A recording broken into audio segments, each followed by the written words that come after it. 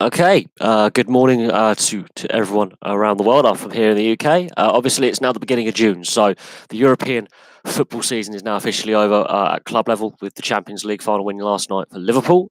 It wasn't a great Champions League final. I fell asleep at half time. That's how bored I was with it. I mean, the penalty very, very early on, you would think that would spark Tottenham into to life.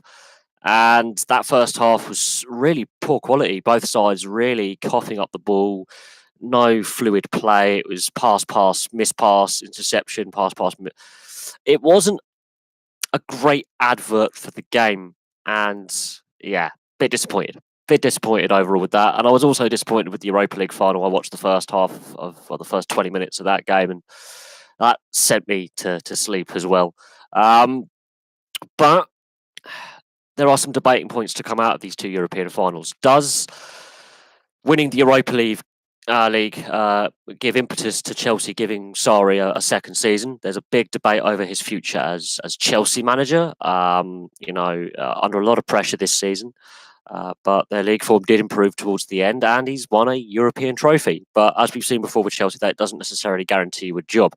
Antonio Conte won 2 trophies in 2 years, got fired. But Chelsea have won a trophy each season for the last 3 seasons, and that's no record to sniff at. But I don't know how much longer Chelsea can keep going with this chop and change the manager, where the average manager lasts about 9 to 10 months in the job.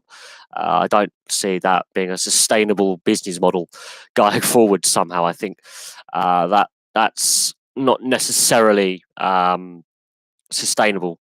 Really for success, because I look at the most successful teams and generally they have a manager that's there for many years, and occasionally the first few seasons it doesn't always work. I mean, you've got to look at Alex Ferguson at Man United in the early days. Didn't win much, didn't win for several years, nearly got fired multiple times. They stuck with him and he brought them a lot of silverware, as we now know. Arsene Wenger, there was that bit in the middle where they won no trophies, and then towards the end they win some more.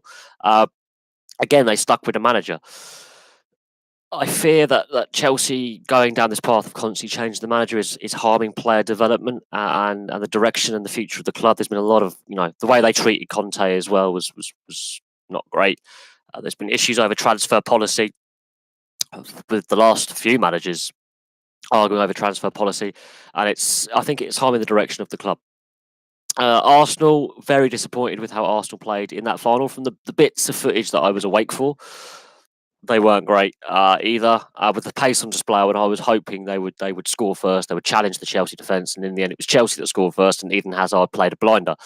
The fact that Chelsea are losing Eden Hazard, I worry about Chelsea going forward, losing a key player like that, considering they have this transfer ban that's coming into place. They're going to have to promote youth, and is that those youth players, are they going to be up to snuff at the top level?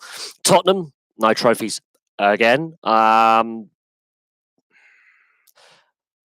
I think they might be regretting not investing in that squad and investing in the stadium. I think what they should have done was win some trophies first, then build the stadium, rather than build a stadium with no trophies to fill it. That's going to be interesting to see how they play a full season in the new stadium. Several things to look forward to with Tottenham. The ticket price, that's going to be interesting. How much are fans going to be paying for tickets, and will they be competing for trophies next year? Is this their moment where they had to win now? Was it last year? Is the best that this squad has as a group behind them? Do they need to invest? Absolutely. I don't know how long they can keep not winning silverware with the talent they have there, the tactical nous they have there, and they keep coming up short in big games. Be it semi-finals or finals or in the league, they keep running out of steam. And I think they're not as good as what they were, because you've got to look at their league position. They're stuck at a similar level of points, and they're not closing that gap to the teams that win the league. Liverpool, Jurgen Klopp finally wins a cup final and brings silverware back to Anfield, and I think they're in the best position to challenge City again for the following season. I think they're possibly favourites for next season. It's going to be an interesting one. I think they've learned a lot from this season, where they made the mistakes and they coughed up that big lead they had at Christmas. They've learned a lot. They've now learned how to win as a team. And I think Man City, I don't think they're going to win a third title in a row. I think that's going to be very, very difficult for Man City to do. And I think, definitely we have to look at Liverpool as serious title contenders for another season. I don't think they're going to slip back. I think they're going to use that as a springboard. Right, 3, 2, 1.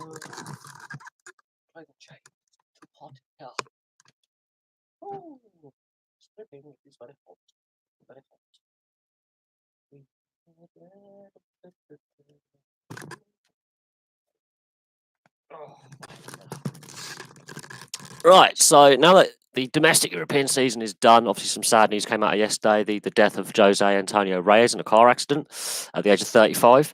That stunned the footballing world, especially in Spain. All second division games are off until Tuesday. Absolutely, shocking news. It did overshadow the European final last night. And Unai Emery obviously managed him at Sevilla and won many trophies with him at Sevilla. Other players and managers who played alongside and managed him have also expressed their shock and dismay at his passing. And we don't know the full ins and outs of what actually happened, but yeah, his passing has sent shockwave through Spanish football. Big blow. Very talented, underrated player. I felt he was more underrated than people realised. I felt, given the right circumstances, he could have been one of the world's greatest players. I think whether it was him and especially his time in England, he didn't fully adapt to the English style. Even though he won silverware here, he didn't fully adapt to the English style, and I think that gives people an impression of him that he wasn't actually as good as projected. He was an exceptionally talented player, and it's a great loss to the game that he is no longer with us. So that's a sad story to report. Women's World Cup starts next Friday, so in just over 5 days' time, the Women's World Cup in football kicks off in France. People are debating the pros and cons of the women's game and why is it on mainstream TV and all this debate. But it's an international competition, and England have a very, very, very good opportunity to win a World Cup with the women. And I think, while not everyone enjoys watching women's football or thinks the quality level's there, and I will admit the quality level is not what it could be, but at the same time, the women's game has gone through issues with its professionalism and should it be professional, amateur. That's professional games finding its feet again with the women's game, and it's going to be interesting to see what the stadium, how many people go to the stadiums, how well supported the matches are, and if the women's team can start building some momentum, can they get the nation behind them like the England men's team did last year? So that's going to be interesting, and it's in France. The question mark I have with France hosting it is not the stadiums, it's not the security issues, it's not the yellow vests, it's the quality of the pitches. A couple of years ago when the Euros were on, those pitches were in a terrible state after a couple of days. They didn't hold up well. They weren't conducive for the best football. And the Euros 3 years ago wasn't actually the best football that we've seen on international tournaments. It just wasn't the best. And I think the pitches contributed to those criticisms. Like those pitches 3 years ago really were not great. But it is what it is. There are a lot of big things happening in sport right now. Obviously, we've got the Women's World Cup. We've had the Champions League final, the Europa League final. Of course, the Cricket World Cup is taking place.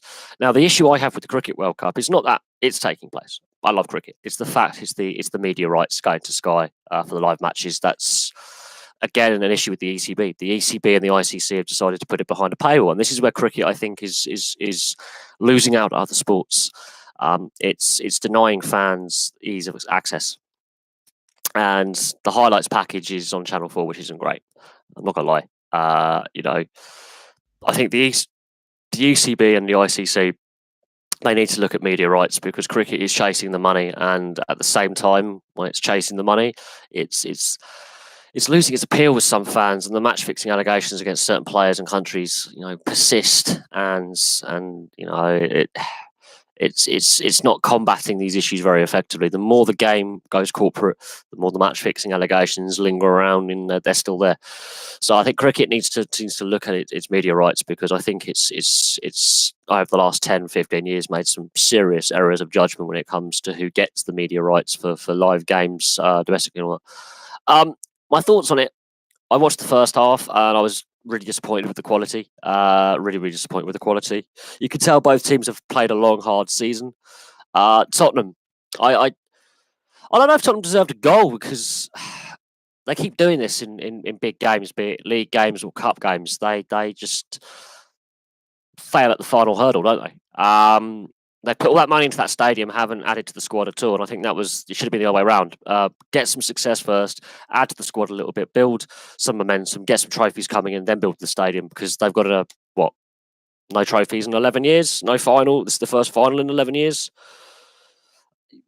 Just because a team comes close doesn't necessarily mean that they deserve to win. And the amount of misplaced passes and general poor defensive play for the penalty and the second goal. Hugo Lloris should he have stopped that penalty? He overdived, he overcommitted, and of course the Tongans foul up for the second goal. I mean, you're going to make basic errors like that, handling in the box and not really clearing your lines. You don't necessarily deserve to win. Plus, the amount of misplaced passes and the lack of intensity and lack of flow, they were open to the counter attack constantly, and they just kept misplacing passes. And in the first half, that's I think where it went wrong for them. But I didn't watch the second half because I fell asleep because it did sort of bore me. And I fell asleep during the Europa League final because even though it was a high scoring Europa League final, again the quality on display wasn't the best. And to be fair, I've seen worse matches, but I think when you're in a final and it's the first final for a club in over a decade, you would expect them to play a bit better than that. And it's all this talk from Pochettino, a lot of talk and no actual end result. And I think at some point, have they peaked as a group? That FA Cup semi-final last year would have hurt, and of course this Champions League final defeat as well. Were they the better side? Possibly the better side when it came to possession. Absolutely, they controlled a lot of the ball, but they didn't do enough with it. So I always say this: it's all well and good having 60% possession, 70% possession, or how much it is. If you can't do anything with it, you don't deserve to win.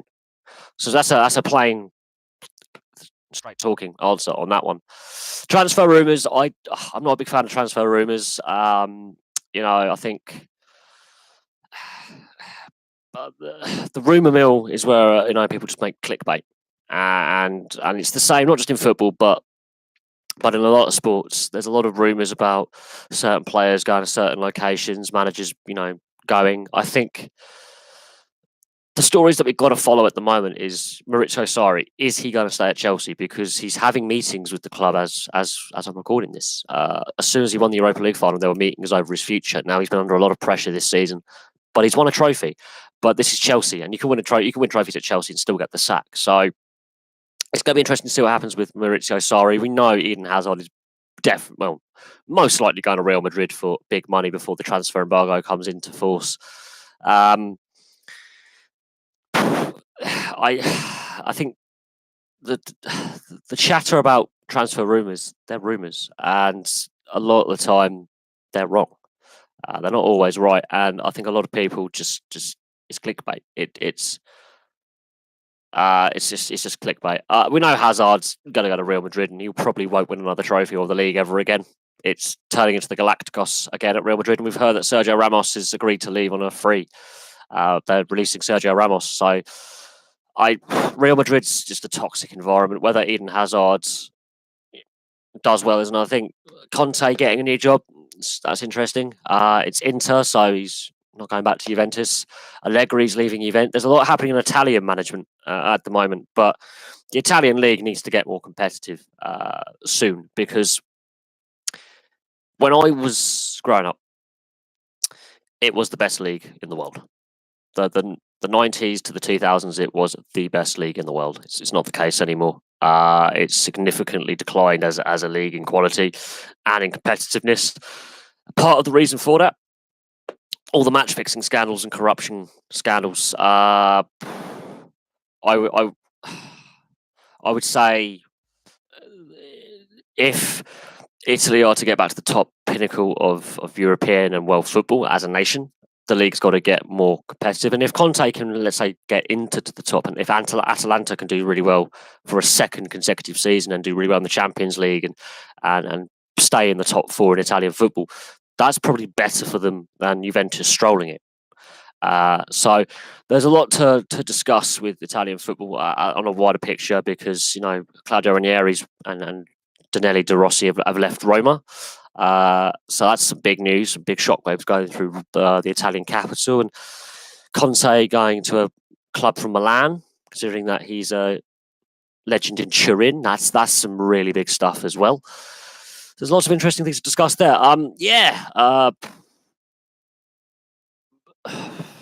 Anthony Joshua losing to Cruz. I wouldn't say it's the biggest shock in boxing. I think Anthony Joshua's a little bit overrated.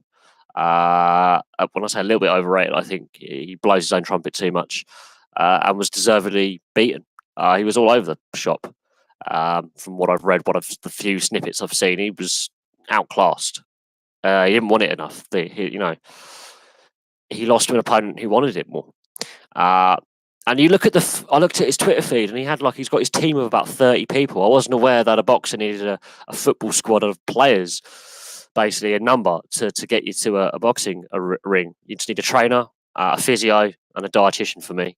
That's what you need, and a sparring partner. The fact that he had, look at his photograph on his Twitter, he's got like 30 people with him. I wasn't aware it's a full squad photo of, I don't know, overrated FC.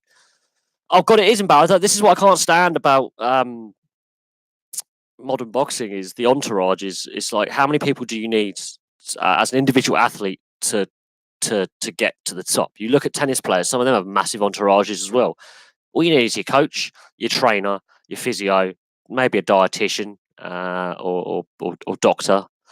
And if you're part of a training gym, you might want to have some of your training partners support you, and then you support them. I do not. There's too many yes men there. There's too many arse lickers there, and that's where the problem lies. He's surrounded by arse lickers. They're telling him how great he is all the time. He's just been battered. He should have been knocked out. I think the ref stopped the fight too late for me. He was all over the place. He's overrated. But that's my personal opinion. Other people are going to disagree. But I don't particularly follow boxing anymore anyway. It's just like, why would I want to pay to watch, two lads give each other brain damage for up to an hour? I really don't. I don't see the appeal of it anymore.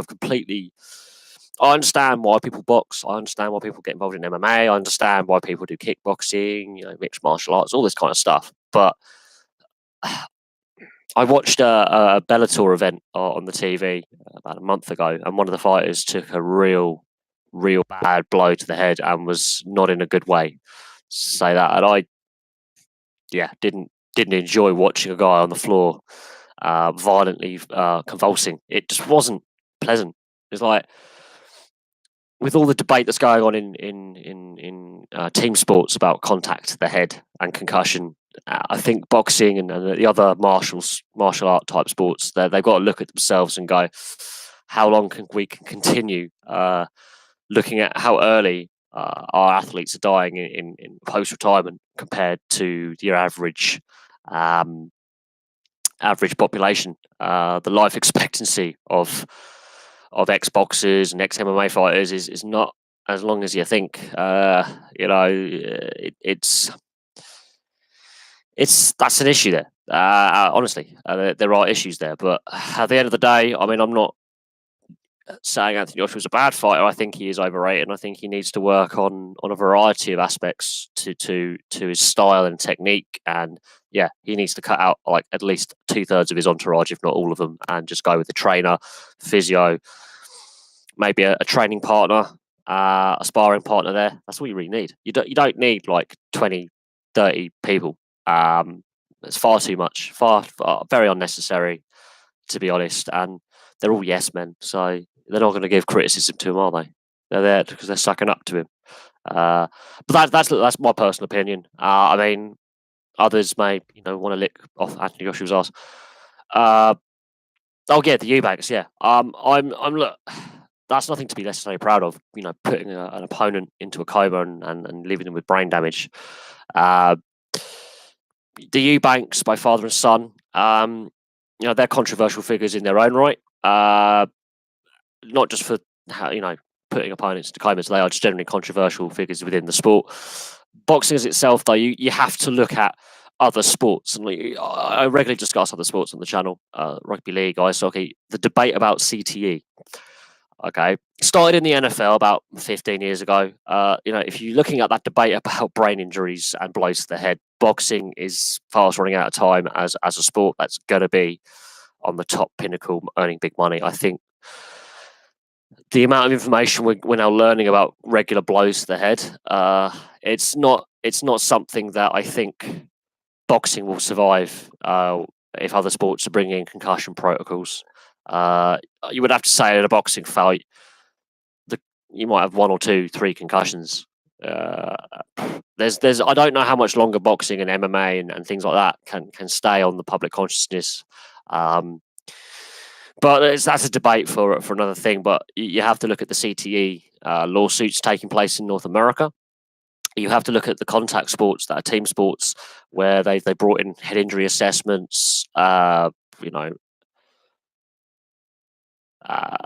course, the promoters are making money of people getting severely injured. So there's blood sport, and then they are making money out of people getting seriously hurt. They have done for years, and they will continue to do so. This is where the debate lies over head injuries, and you can be knocked out and not concussed. I'm going to put that out there. You can be concussed from a blow to the body, the sheer shockwaves going through your body. So concussion's a weird thing. You don't have to be knocked out to be concussed, and vice versa. But when a sport is basically a sport is the basic principle is to knock your opponent out and disable him. And receive and give repetitive blows to the head. You just have to look at ice hockey, American football, rugby union, rugby league, these contact sports where players have had to retire because of concussion injuries and concussion symptoms and not recovering well from head injuries.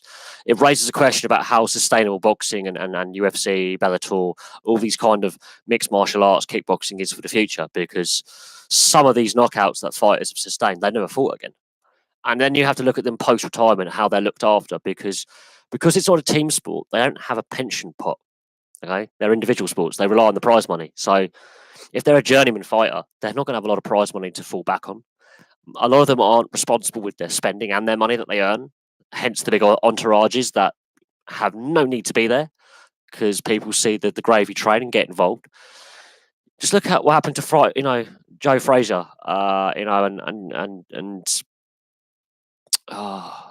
Muhammad Ali. They were broken men by the time they died, especially Joe Frazier. He was bust. He was bankrupt. George Foreman has been bankrupt so many times, he now sells meat grills with his name on it.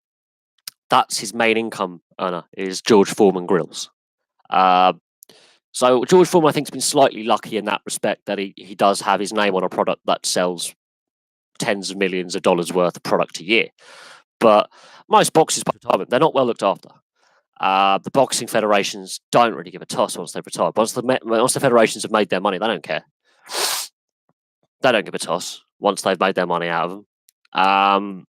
And this is the big debate about, you got to look at a lot of sports stars post-retirement. They're not looked after by the federations that they've played for or fought for, or the sports they've been involved in. A lot of them are thrown on the scrap heap and left to their own devices. Just look at Paul Gascoigne. There's a prime example of someone who has had health issues post-retirement, mostly mental, but he's had alcohol and drug problems. And are the FA and his former clubs looking after him? No. They haven't looked after him for 20 years. So, I've given up with boxing. It's all pay-per-view, and that model is a dying model because people just don't want to pay for it. Why should I have to pay for boxing when I can watch it down the pub?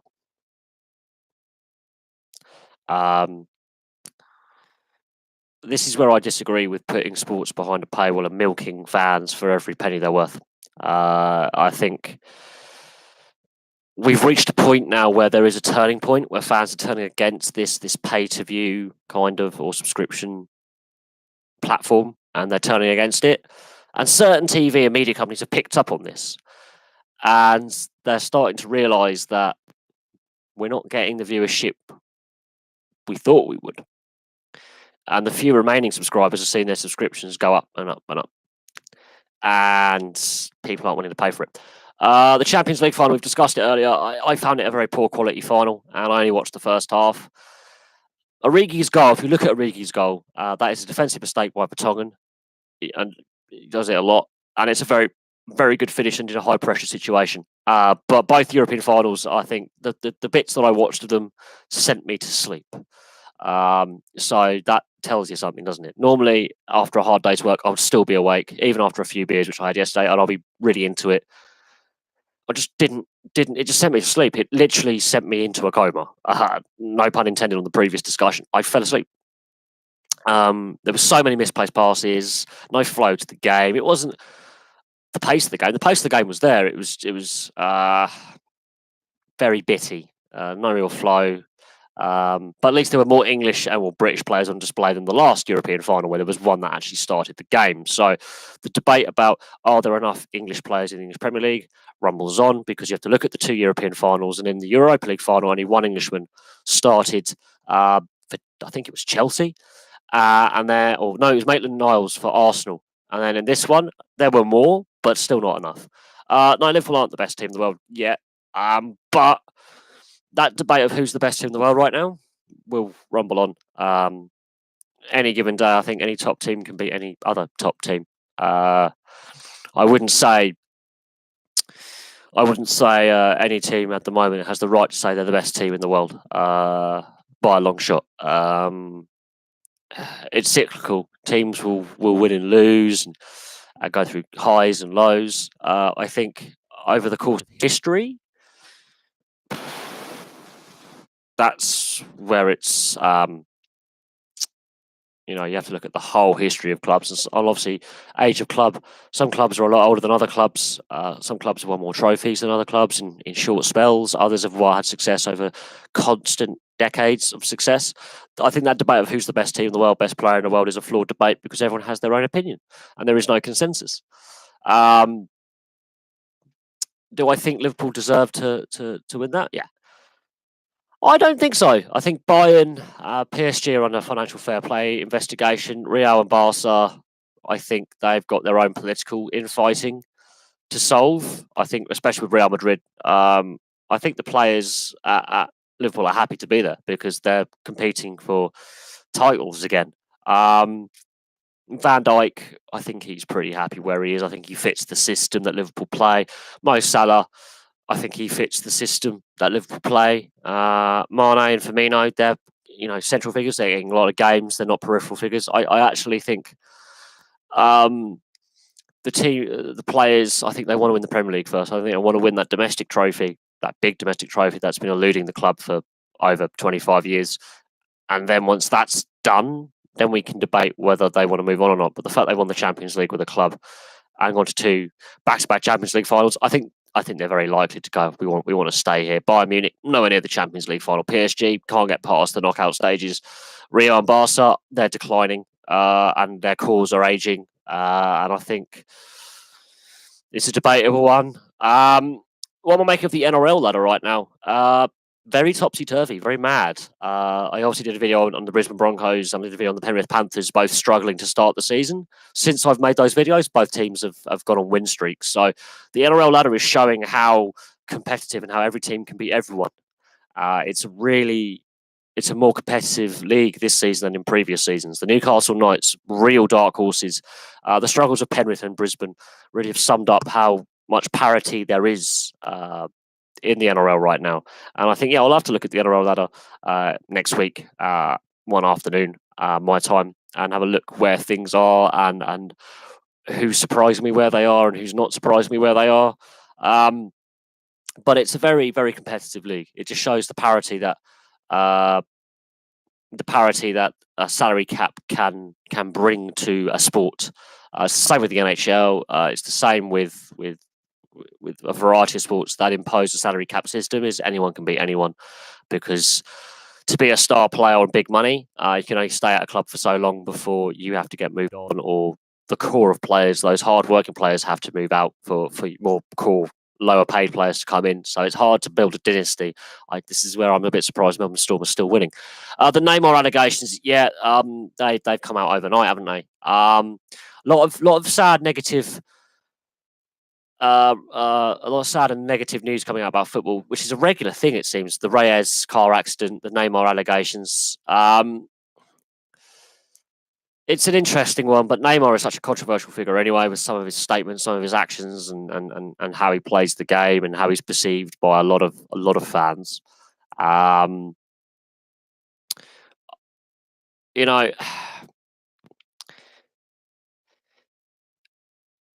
obviously, if there is a legal process, it's inappropriate to discuss them because we've seen other social media YouTubers and people on Twitter and Instagram actually have charges brought against them, but they are allegations. So until a police force and a court of law decides to try those allegations, I'm not surprised he's been accused of this because it seems fitting with his arrogant, entitled personality. The guy is a little shyster.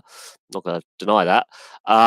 And it seems very often that football players get themselves in these positions, especially high-paid players who are like young superstar players, all this kind of thing. They're thrown they're given a lot of money very, very quickly, thrown at them, and they make a lot of bad decisions.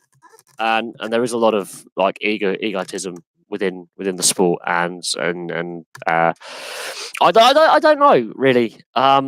It doesn't surprise me that an accusation has been levelled against him. It's happened to Ronaldo. Robinho's been, convicted in his absence of a similar offence. Adam Johnson, obviously, famously. We've seen a whole host of players, Ched Evans, a whole host of players end up down this path, and a lot of them were pretty vile, had pretty shitty personalities. Let's not kid ourselves. If they weren't football players, they would be, doing something grotty anyway. It seems high-profile sport does attract these kind of individuals. We see it in the NFL with Ben Roethlisberger. He's had a couple of allegations levelled against him over the years. We've seen it with a whole host of individuals in top flight sport. We've seen, obviously, in Australia with the NRL with Jack de Belin, amongst others. These allegations keep coming up with these players. It's not, It doesn't surprise me that he's been levelled against him. The reviews and previews, I haven't really had the time to catch up with the NRL the last week or so, but I'll look at the NRL ladder post pre-Origin, because obviously State of Origin 1 is on Wednesday. And it'll be interesting to see where teams are at now at this point in the season, because now we've reached the Origin period. So this next 7 weeks is going to be, this next month and a half, 2 months is going to be where the season is won and lost, and where teams qualify for finals and don't qualify for finals. And I think it's going to be interesting to see where teams are at now, and then we'll look post-Origin 3 and where teams are at then, and to see how the Origin period has affected teams. That will be really interesting to see where the table really changes. I think some teams are more affected by Origin than others. It's a known fact. So that's going to be really, really interesting to see how those players taken away by the Origin squads really affect the makeup of teams, how they play, their structures, and it's going to be interesting to see how various teams adapt to key players being missing. The Robinho ones, I mean, look, again, he was convicted in his absence of an offence. It is what it is. There seems to be a trend of misbehaviour in sports, and then the certain sports involved don't seem to be taking the effective action, against these bad behaviours, like a code of conduct. We're seeing it in the NRL, and I will discuss the NRL because the Jack de Belin issue, whereas Jack de Belin looks most likely guilty, and he's, I never really liked Jack de Belin as his personality or as a player. He has that kind of, there's something about him I don't like, but the issue with Jarryd Hayne, there's a lot of issues with Jarryd Hayne. There's been allegations when he was out in the US with San Francisco 49ers in the NFL. And since he's come back, there's been allegations of his conduct off the field since he's been back. And Jarryd Hayne, very controversial figure. Jack de Belin, the issue with Jack de Belin is he's lost his appeal over the no fault, no stand down policy against the NRL. So on that aspect, it's setting a precedent. So if, like, I don't know, a player gets involved in a car accident and it's reckless driving and someone dies, you can be put in prison for, death by dangerous driving. there's a whole host of precedents in place. Now, Jack de Belin is very, very similar to the allegations that Neymar is facing and Jarryd Hayne and all that. But Jack de Belin, he's allowed to train, he's allowed to keep fit, not allowed to play. And his court date for his trial could be over a year away. Now, it's a difficult one to discuss, really, but the Jack de Belin one, the issues, the reason why it's important is not what he's done or not done or been accused of, because we'll let the courts decide that. He has challenged the NRL's decision of the no fault, no stand down policy, and he might never play rugby league ever again at the top level, if at all. And if he is found guilty, that he is definitely done. But if he's not found guilty, then yeah, that's affected his employment prospects unfairly. But the NRL, the way they handle player misbehaviour, and this is a general thing, some sports have far worse, like really severe player misbehaviour, club misbehaviour, teams misbehaving, club officials, players, whatever it may be. Toxic cultures. So rugby league is definitely one of those sports that has a very, very toxic off-field culture in the locker room and away from the game. Football, same thing, or soccer, depending on how you call it. Big issue there with player misbehaviour and club officials and fan misbehaviour. So away from the game, there are things going on. We've seen it now. We've seen allegations in cricket, American football, Canadian football, ice hockey. A whole host of these top-level professional sports have these issues away from the game, behind closed doors, away from training, in private lives. There's a big debate about, various things. Oh, I've got a cold. It's so annoying. And yeah, it's a big talking point, and it's tough, really, to get a balanced argument here. But the Jack de Belin one is more his appeal for the no fault, no stand down policy, which is open to, as it's now, a precedent. Yeah, there's going to be legal challenges, I have no doubt. He's tried it. His one's been up here. The NRL policy's been upheld, and he's lost his appeal there. But that doesn't mean another player down the line won't have a similar issue where he's involved with a legal issue. Whatever it is, it doesn't have to be what he's been accused of. It could be, drink driving, assault. It could be a car accident, dangerous driving, someone dies. A whole variety of issues. And that player, again, might be waiting a long time for a trial date. We'll have to see what happens. Jarryd Hayne, he's sort of disappeared from the news a little bit, hasn't he? But Jarryd Hayne, I mean, he turned up to training camp like 3 stone overweight. He was very disruptive when he was at the Titans. Parramatta last year was just a disaster from day one. Really unsettled the dressing room. He got a coach fired. The whole thing was toxic with Jarryd Hayne from his return to the NRL. He never looked fully fit, and he was on big money, and he just did not perform to the money that he was required. And then the off-field allegations, his legal issues, that sort of like disappeared in the media. I haven't seen much relating to Jarryd Hayne since the new year. That's not to say that there isn't still issues ongoing with Jarryd Hayne at all, but he's such a controversial figure. He's such a hot potato. Even if he was fully fit, I don't think any team will want to touch him either. I think his days are done. Jack de Belin, I think he's actually probably done as well. The debate about them, though, it's not a good image for the sport when it's trying to attract new fans, families, trying to grow the women's game. The allegations against these players do harm that. Yeah, the Call of Duty Modern Warfare. Yeah, it looks good. Looks really good. And I've been asked questions, should I cover some esports stuff and research esports? And I've been asked those questions about like covering esports and how seriously esports has grown and the prize money and things like that. From what I've seen of the Call of Duty trailer, it does look pretty good. If it's anything as good as the original Modern Warfare trilogy, then I think for gameplay, maybe not necessarily online, but definitely for the storyline and the actual just playing the game, yeah, it could be pretty good. But I think I've been so disappointed with the last few years of Call of Duty games. Really, really disappointed and a bit deflated. I think Infinite Warfare was just that was just shocking. The World War II wasn't bad. The storyline was pretty good, but the online, I think they tried to do too much with it. I understand why they made those changes to the online. I really appreciate the effort they put in. The graphics were superb, but there were so many issues. I think they did too much with the online. Simple online, please. That's what I'm hoping for, but I don't think it will happen. But Call of Duty, it's got some hard acts to follow, considering what some of the great games that came out last year in October with like Red Dead 2 and Assassin's Creed Odyssey. They blew it out the park.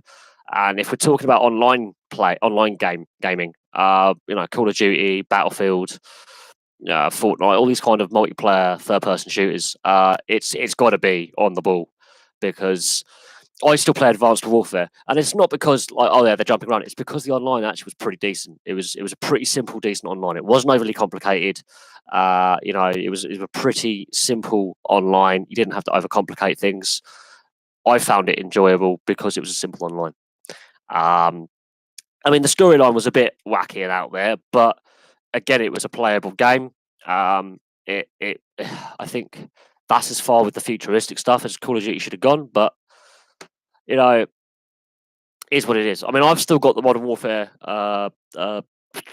trilogy on backwards compatible download, but at the same time, we'll have to see, what sales are like in October, November, because you have to admit, last year with Red Dead and Assassin's Creed Odyssey that came out a couple of weeks before, those were two games that smashed single player and multiplayer game. Well, multiplayer with Red Dead, I haven't really been 100% sold on, but single player gaming, storyline, smashed it out the park.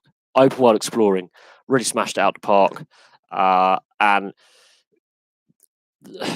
I would say Red Dead was the better of the two. And if Call of Duty Modern Warfare, especially the storyline gameplay and just gameplay in general, can be as half as decent as what we saw with Red Dead, we've got a pretty decent game there. But there's some other games coming out as well, and there's some games like GTA 5 still selling. People are still buying GTA 5, so it's got some tough competition in the games market, and it has to. If it's anywhere near as good as the original Modern Warfare's, then yeah, it will sell well. It will sell well. World War II was half decent. It was an improvement over some of the previous titles since Advanced Warfare that were shocking.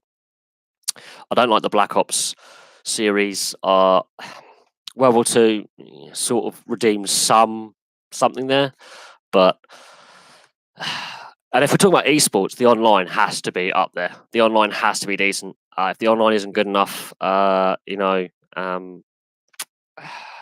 of Duty and Battlefield as well. Battlefield, I was very disappointed with the last couple of Battlefields. I think the online was far too over complex. I like some of the ideas behind it, but I don't know. I honestly don't know.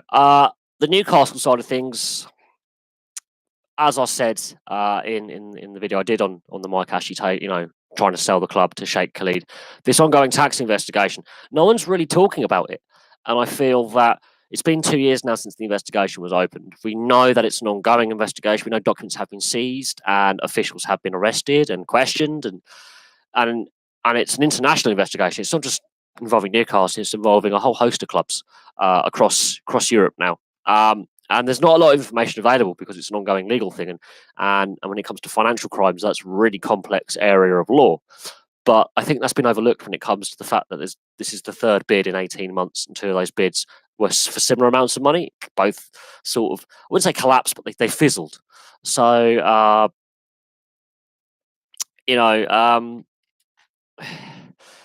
that ongoing uncertainty is if the club's going to be sold or not.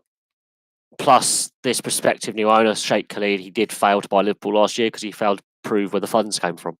So I think it is concerning that the British or the English Premier League is becoming so global. I think there are pros and cons to it, but at the same time, it's getting to the point now that the globalization of just international sport, there has to come a point where you have to go, okay, let's slow this down a little bit and make sport more sustainable, more accessible, because so many of the average fans are being priced out of watching their teams play in a variety of sports. Yet the player wages are going up, the TV deals are less, or the media deals are less fair to the average fan who can't afford to go. There's got to come a breaking point. And where's this money coming from? We'll see what happens with Newcastle, but the fact there's been 2 failed bids and there's other bids in the pipeline, I think Mike Ashley wants to get more from the club than the club's actually worth. But we'll see what happens. Where do I think Nottingham Forest will finish? The Championship's such a hard league to predict. Really hard league to predict playoff places. But I honestly couldn't really give you a prediction because it is the Championship, probably the hardest league to predict where teams are going to finish from each season to season. I honestly don't think it. I would say they're going to be a very, very competitive side, and I would say that they're going to be in and around the playoff hunt this year, but we have to see what the relegated teams like Cardiff, Fulham, and Huddersfield, how good they are, if they're going to bounce straight back up or they're going to struggle. We've also got to see, what the promoted sides of the Championship are going to do, and we've got to see what basically the majority of the league's going to do. I think there were some good stories last year. There's some bad stories last year. I think it's going to be a very interesting season, but to predict where a team is going to finish in the Championship is near on impossible, because everyone said Leeds was going to do it. They didn't. And bloody headset. And Aston Villa, after all their struggles off the field over the last couple of years, are they actually going to be able to compete in the Premier League this coming season? So predictions of leagues, you have to look at my track history. My track record, it's not very good. Not good at all. My track record in sports predictions is pretty naff. Is the best way to describe my record when it comes to predicting results, final matchups, league finishing position. It's pretty woeful. But do I think they're going to be around the playoffs? I would say that's a fair assessment of where a team like Nottingham Forest should be. It's now up to the players and the manager and the owner to get things right and to give it a go. And if they fail in that objective, then there are issues there. The fact that Nottingham as a city is, Notts County is out the Football League now, that's a big blow to the city. And that does have an effect on Nottingham Forest. It does have an effect on Nottingham Forest. The fact that Notts County have dropped out the Football League, it means the clubs are even less likely to play against each other in the near future. But in any, they're not going to play in the League Cup and the FA Cup. It means it's highly unlikely, and it's a shame, because rivalries like that are what drives sport. And this is where I think football have got things wrong. This is where I think rugby union are starting to get things wrong with their playoff format. I think the best team in the regular season should be the winners, personally, and that should be Exeter. But they, again, chase the money. They're trying to be like Super Rugby, and it's not a good format to be like, because Super Rugby, as we can see, is going down the toilet. But a lot of sports are chasing the money, and a lot of leagues are chasing the money over the fans and the smaller grassroots clubs. So I don't know. But a club of Forest size, I mean, they were always told they were too big to get relegated from the Premier League. And I can remember when they got relegated from the Premier League all those years ago. No team is too big to fail. No team is bigger than the league it's in. And this is where I'm getting worried about all this foreign ownership and not enough homegrown talent playing in not just in the UK, but across Europe. There's you got to ask questions. Where is this money coming from? Considering that the last 10 years economically worldwide, it's not been great for a lot of people. Even some wealthy people have really struggled, and some countries really struggled. So, and Notts County, possibly one of the most historical clubs, if not the most important club in football history. Without Notts County, you don't have the Football League, I don't think. Without Notts County, you don't have the modern game as what we see it now. Very important for the development of the game. And Nottingham Forest and Sheffield Wednesday and Blackburn and all these Football League founding clubs. If you didn't have any of these clubs, where would football be? This is the debate. Notts County, will they bounce back? God knows. Tranmere have done really great things since they got back into the Football League, back-to-back promotions. So Notts County, it is doable. Other clubs have fallen out of the Football League and bounced back pretty quick. But at the same time, it could be a generation before they're back. And where will football be in 20 years' time, 10 years' time, 5 years' time? So I don't know what's going to happen with Notts County, but they've really failed to live up to expectations this season. And this is why I say predicting stuff is very difficult, especially the last couple of years. There's been so many fun things to look at in the sense of how unpredictable sport has been the last couple of years. I couldn't have predicted that Notts County would lose their Football League status for the first time in their history. And I couldn't have predicted that, only 2 teams in the Premier League would win trophies this season, or 3 teams, should I say, with Chelsea. I couldn't have predicted 2 European finals where they were all English sides. It's a difficult one. I think it's hard to determine, predicting stuff, because if you look at sport as a whole, not just football, but you look at sport as a whole, and you look across the Atlantic and you look at what the Vegas Golden Knights have done in the NHL, no one expected them to get a Stanley Cup final. It's never happened before since the 1960s, when there was the first expansion of the NHL. And no one expected that to happen. No one expected the Washington Capitals to do what they did last year. This year, no one expected the St. Louis Blues to get to the Stanley Cup final, considering that they were the bottom side in January. And now they're losing the Stanley Cup final over a 7-game series, but they've made it there for the first time since 1970. So no one expected that. A lot of other stories happened in the NHL. I'm a big ice hockey fan, so for many people, they're like, "Oh, no, I'm not interested in this." But the last 24 months in ice hockey, so unpredictable, so mad, so crazy. The form book, that's just gone out the window. The history books have gone out the window, and a new style of play is coming along.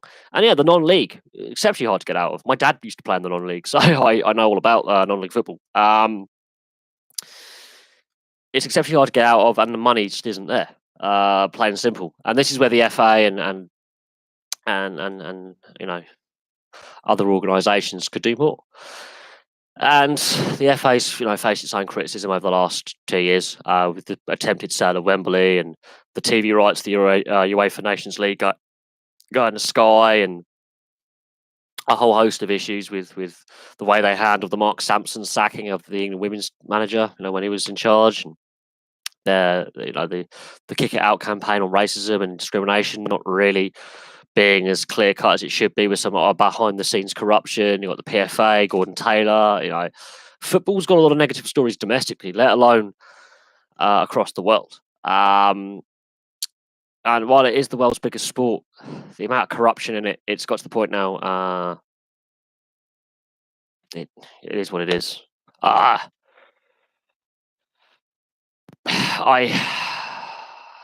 honestly,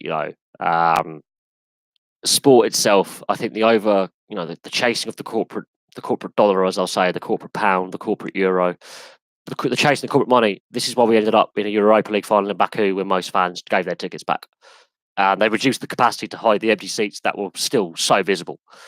And fair play to Chelsea for winning it. Okay, we're not disputing that Chelsea have done really well winning their 3rd trophy in 3 seasons. No dispute at all. But that final should never have been played in Baku, ever.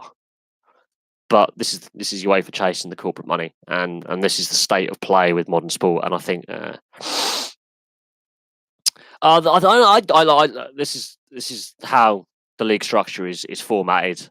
This is what the Premier League and the Football League have agreed upon with the non-league. These meetings take place on league structures and league formats on a regular basis, and it's the same in rugby league. They changed their format because fans just roundly hated the £1 million game, and clubs were like, "This is madness." Rugby league experimented, it didn't work. It actually damaged the image of the game, and financially has caused problems for clubs. And so they ditched. Now it's back up to a promotion relegation system, straight up, straight out.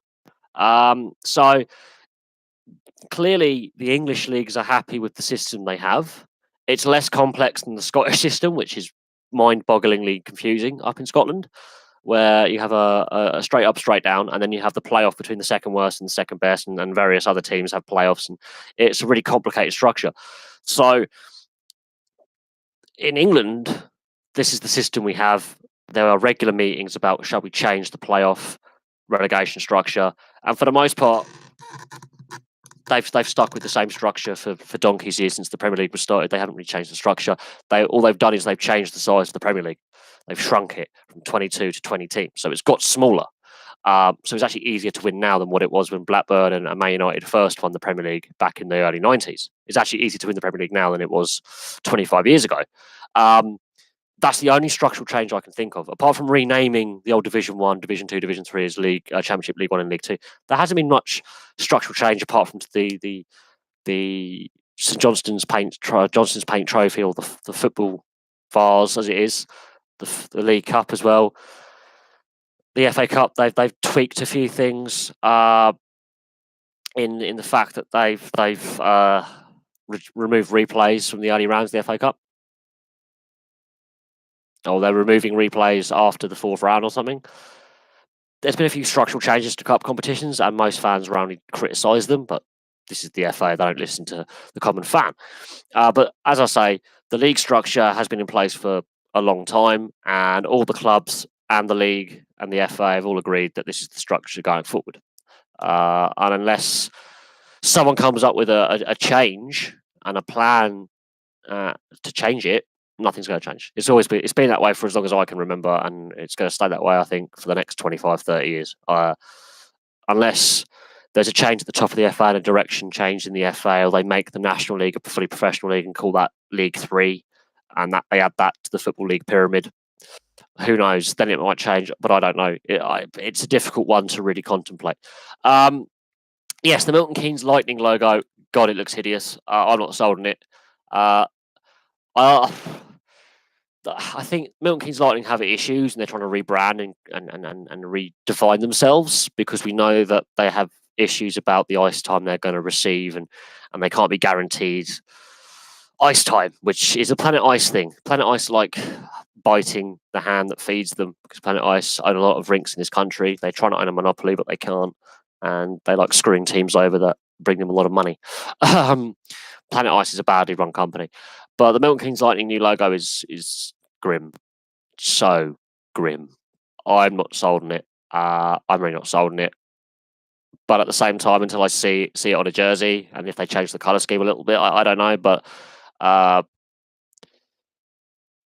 not 100% sold. Of course, this is the time of season, in off seasons, where leagues have a lot of meetings about the future season, player discipline, refereeing standards, expectations for the season, financial meetings. The NIHL is going through a structural change with the new National League second tier, and a new team joining in Leeds, and Bracknell having a greater player depth now than they did before, and having that next team put in. That can only serve to be good for British ice hockey, that there are more teams now playing. There are still obviously structural issues that need to be resolved with league formats, but I think it's more to do with the Division 1 North and South and Division 2 North and South. I think that's what the meetings are about. We know the format for the National League main top level. We know that Leeds Chiefs are the new team. We know it's a 10-team league. But these meetings regularly take place, and a lot of the time, when there are these league general meetings and administrative meetings, as I call them, we the fans don't really hear a lot about it, because it happens behind the scenes on a regular basis. There are meetings throughout the season that we do not hear about in professional and semi-pro sport, and even amateur sport. Regularly, there are board meetings and meetings to discuss rule changes to sports, rule changes, for transfers, or for salary cap, or regulation, or capacity, all these things. Lots of things that go on behind the scenes that the average fan doesn't hear about. But with the rise of social media, the rumour mill has got bigger than what it was 10, 20 years ago. And the mainstream media doesn't like that, because they like to be the ones that get the scoop on the story. social media has changed the outlook that we have as sports fans, in regardless whatever sport we follow. And what's happening with Milton Keynes, especially with their issues with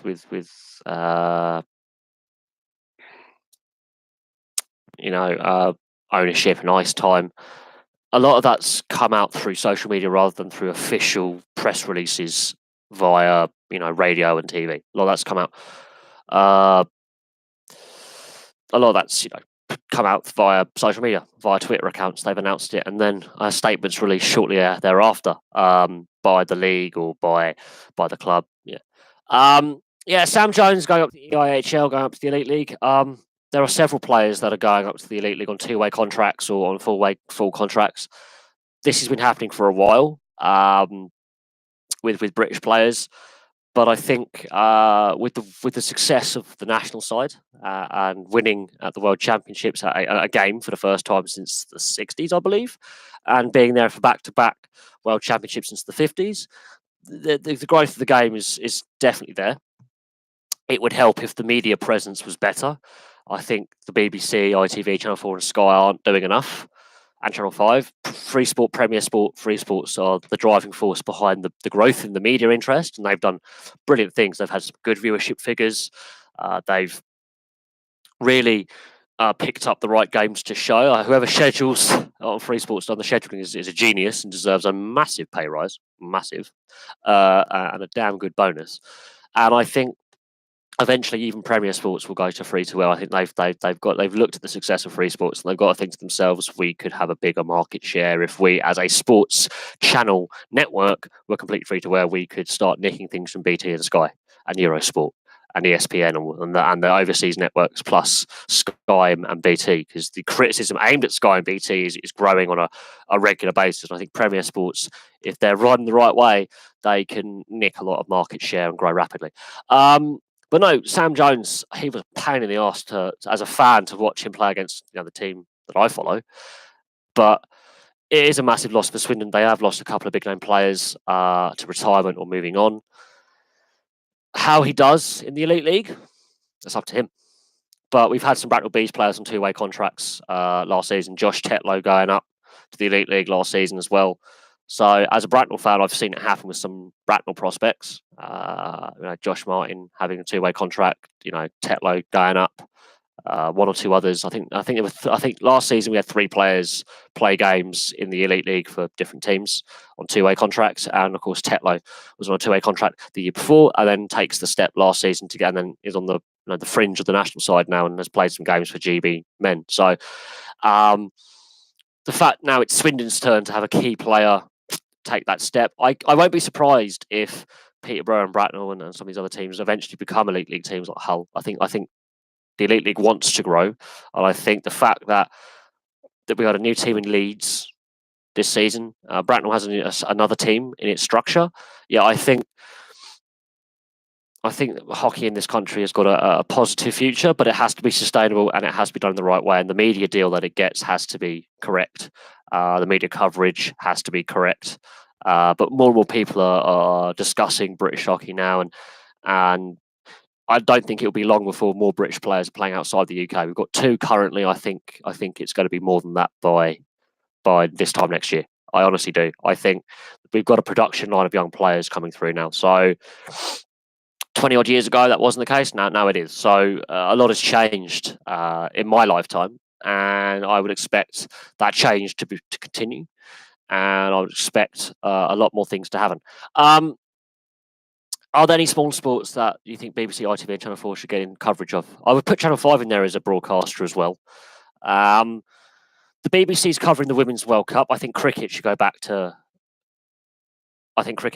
free-to-air TV. I don't care if it's Channel 4, Channel 5, ITV, BBC. It has to. We're getting a couple of games over the next little bit. The highlights package on Channel 5 when it comes to Test cricket, and Channel 4 when it comes to the World Cup is not enough. I wouldn't say cricket's a small sport, but that's a sport that's been lost to free-to-air TV almost in entirety. And that's down to the ECB and ICC chasing the money. And it's actually been harmful to the game. I think ice hockey, we've got it on Free Sports and Premier Sports. I think, that possibly needs to come on to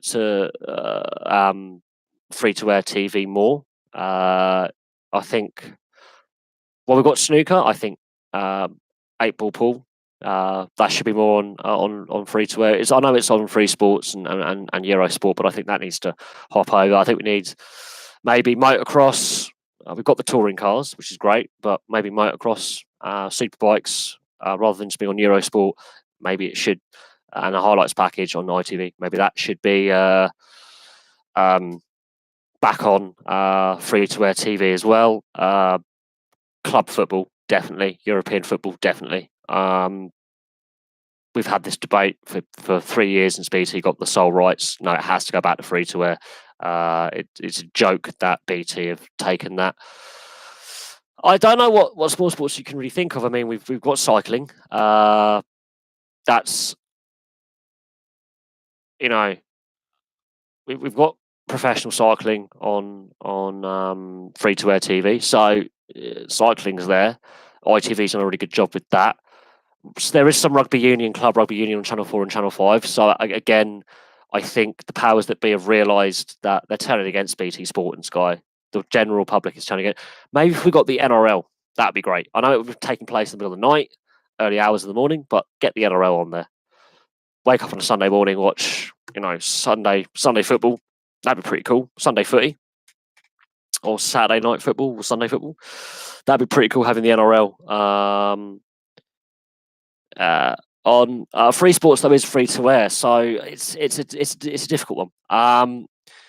There is a reason why some of these small sports don't have a fan base, and it's not to do with the media. It's to do with the culture as well of this country and in Europe. But the debate about what sports should be on free-to-air TV and on pay-per-view, I think subscription TV needs to F off. I think it needs to all be free-to-air. Every single channel that's on a Sky and BT should be accessible to all, not just to those who could afford it, because not everyone can. And it's becoming more unaffordable as the subscription goes up because less people are actually buying in. Eventually, I can see the TV companies having to restructure themselves and look long and hard about what they deliver to us, the consumer, because I think people have had enough. And with Sky being bought by Comcast.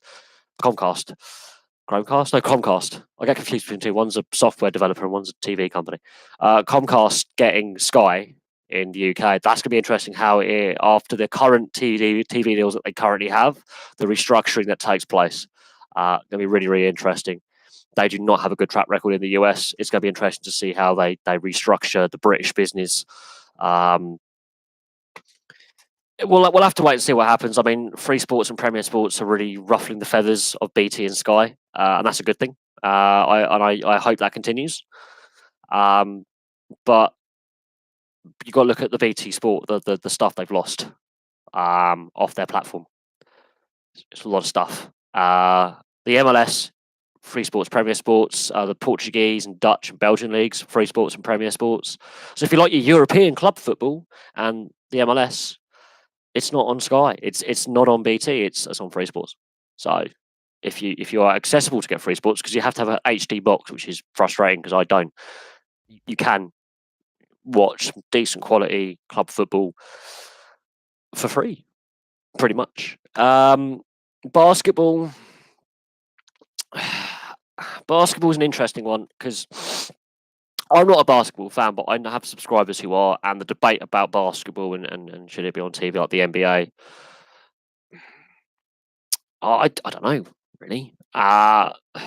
It's like the NFL, having series in London. I think that gimmick's wearing a bit thin now. I'm getting a bit tired of it. My mate Ollie went to every game for, I think, 3-4 years. I saw him last night. I said, how many are you going to the games this? He said, I'm not going anymore. It's too expensive. So my friend, who was a hardcore NFL fan, has said, I'm no longer going to the London games. It's getting too expensive. Bearing in mind, he's on a £60,000 to £70,000 a year job as an accountant, and he's going, I cannot afford to go to watch the NFL series in London anymore. It's too expensive. Says a lot about the ticketing pricing and why an NFL team in the UK will fail. If someone who's in the right salary range for the NFL cannot afford to go, it tells you everything you need to know about that. So yeah, the NFL series in London. When I don't get me wrong, I like the odd NFL game every now and then. I don't mind it. But when a hardcore fan tells me I can't afford to go anymore. I'm not going anymore. I can't afford it. Even one game out of the whole London series.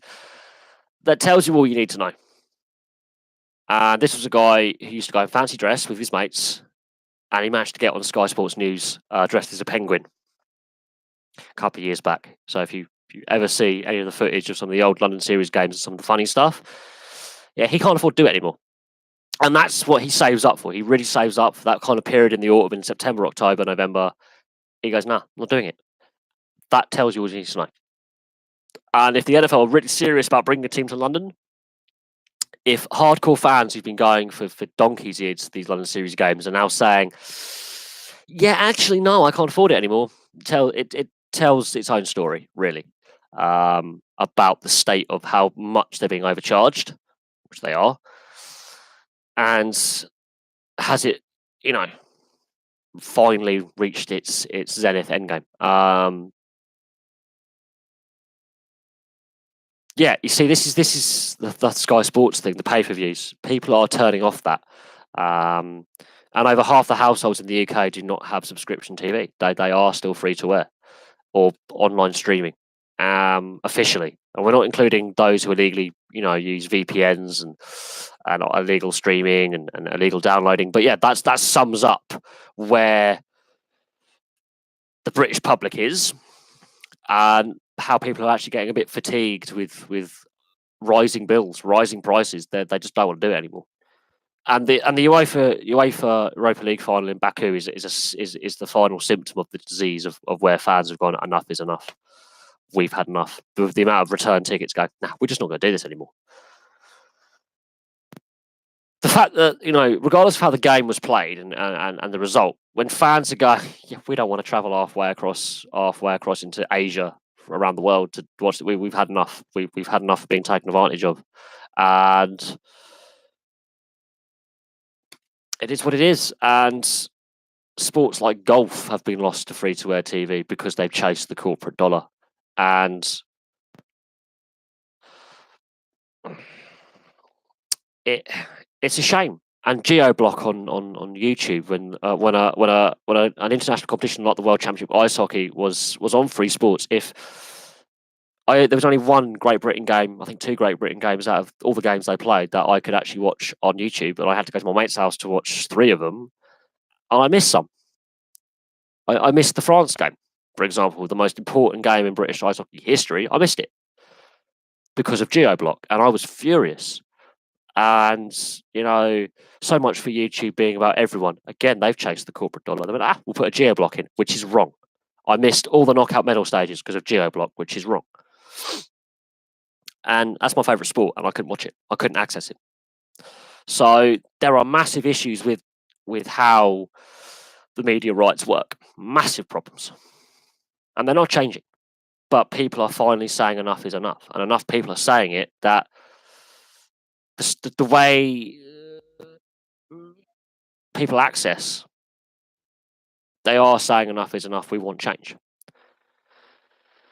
What do I think the Elite League will span to? We know Hull is on a waiting list. We know the Hull Pirates have had discussions after the Edinburgh Capitals went out of business. We know that's been ongoing for over a year now. I wouldn't be surprised if they look at Bracknell and Peterborough, because Guildford have lost their nearest rival in Milton Keynes from the Elite League. So their nearest geographical rival. Their nearest historical rival is just up the road in Bracknell. So I can see the Elite League looking at definitely Hull, because they're on a waiting list. And I can see the Elite League looking at Bracknell, looking at Peterborough, and trying to grow the game in the east of England and the southeast of England. But it has to be sustainable, and it has to be profitable. It has to turn a profit and be sustainable and self-sufficient, because I remember the Super League days, and then the collapse of the Super League, and then the aftermath financially of that. And the fact that Bracknell and Guildford turned down the Elite League in the early 2000s. So it has to be sustainable, and it has to turn a profit. Now, the sport is growing rapidly in this country. It's one of the few sports in this country that isn't showered in controversy and negative press. For the most part, there's the occasional player who's an idiot, but for the most part, there's no players away from the ice doing silly things for the most part. There's the occasional idiot, but for the most part, they live pretty. They don't live in this bubble. They're not paid a lot. Professionals, they're not paid a lot in this country. There's not a lot of negative headlines around the sport. Partly because the major sports websites like Sky and BBC have such shit coverage, and I'm not gonna lie, they could do a hell of a lot better, but they don't.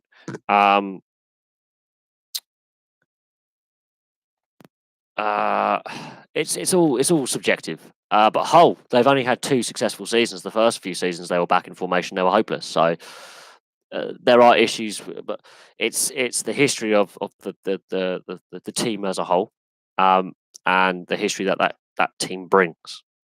But I can definitely sense that they've got Doug Shepherd we've got Doug Shepherd for a 3-year contract extension. I think they are serious about trying to be successful again. For a decade, for too long, they were just aimless in the direction of the team. But now the money's there, the rink's been refurbed slightly bit by bit, and the team is there. I think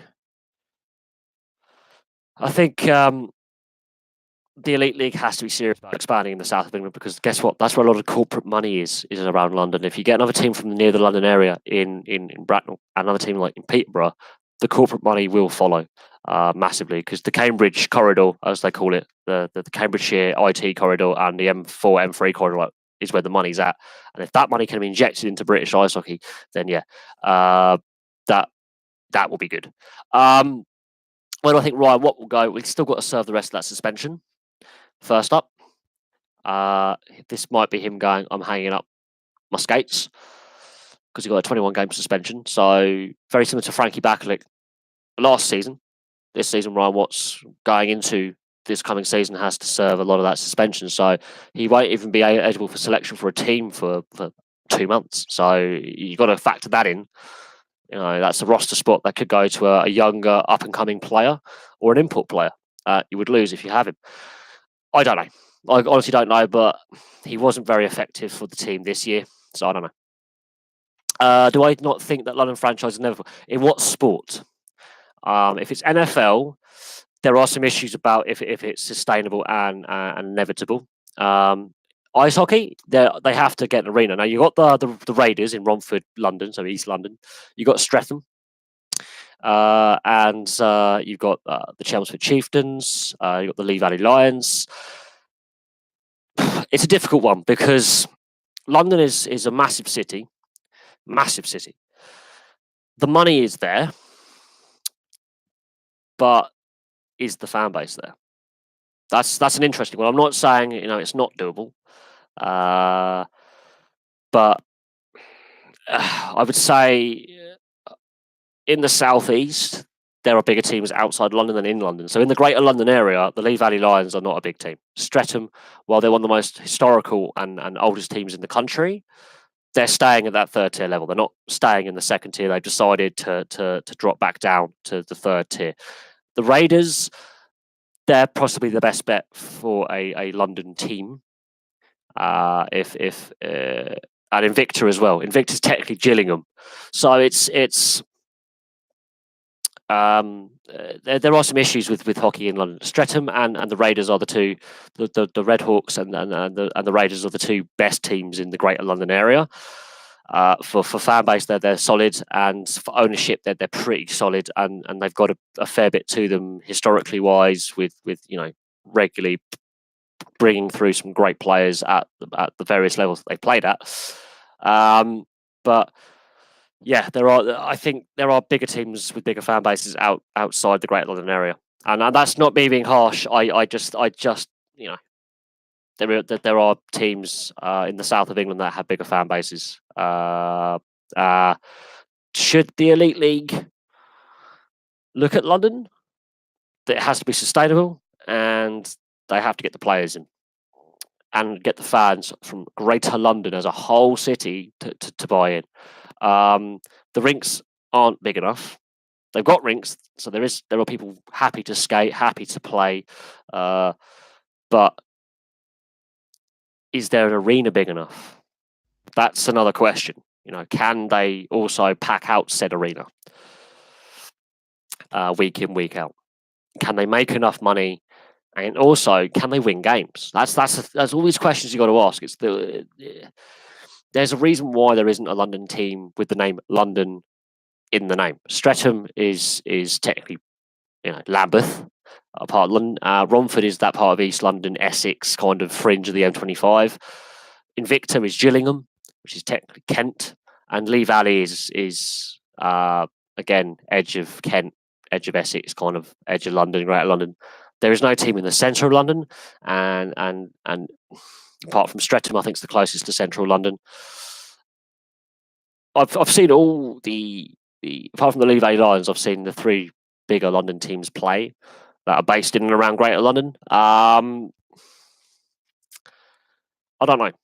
It would be great to see a team from London play in the Elite League, but I think they're so far down the pecking order when it comes to expansion or growth. So far down. There's no history with a London team. It's always areas of London that have a team name, such as Romford, such as Streatham. So it's going to be an interesting one, but there has to be a decent-sized arena rink in place, and you've got to ask: is the fan base really there in London? That's a question you have to ask. And if the Elite League did a survey and looked at the responses, like the Elite League went to London and said, "Are you interested in ice hockey? Have you watched a game before?" Like on the street, got a guy with a mic just to go onto Oxford Circus, central London, and go, "Do you follow ice hockey?" And what the response would be, that would be a general indication. Or go into an area of London outside of Streatham or Romford and go, let's say, to Borough of Kingston upon Thames. There's a pretty good, wealthy borough. Go around and go, right, do you like ice hockey? Have you ever played it? Have you ever watched it? Anyone who does play it? Bang. That's how you find out, is getting information off the ground and asking people what they feel about the sport. Peter's ring, it looks a little bit strange, but it does seat a fair few. And I don't think Peterborough mind, the Phantoms mind playing there because they keep winning. So that's an interesting one. But a lot of rinks in this country have really weird layouts. But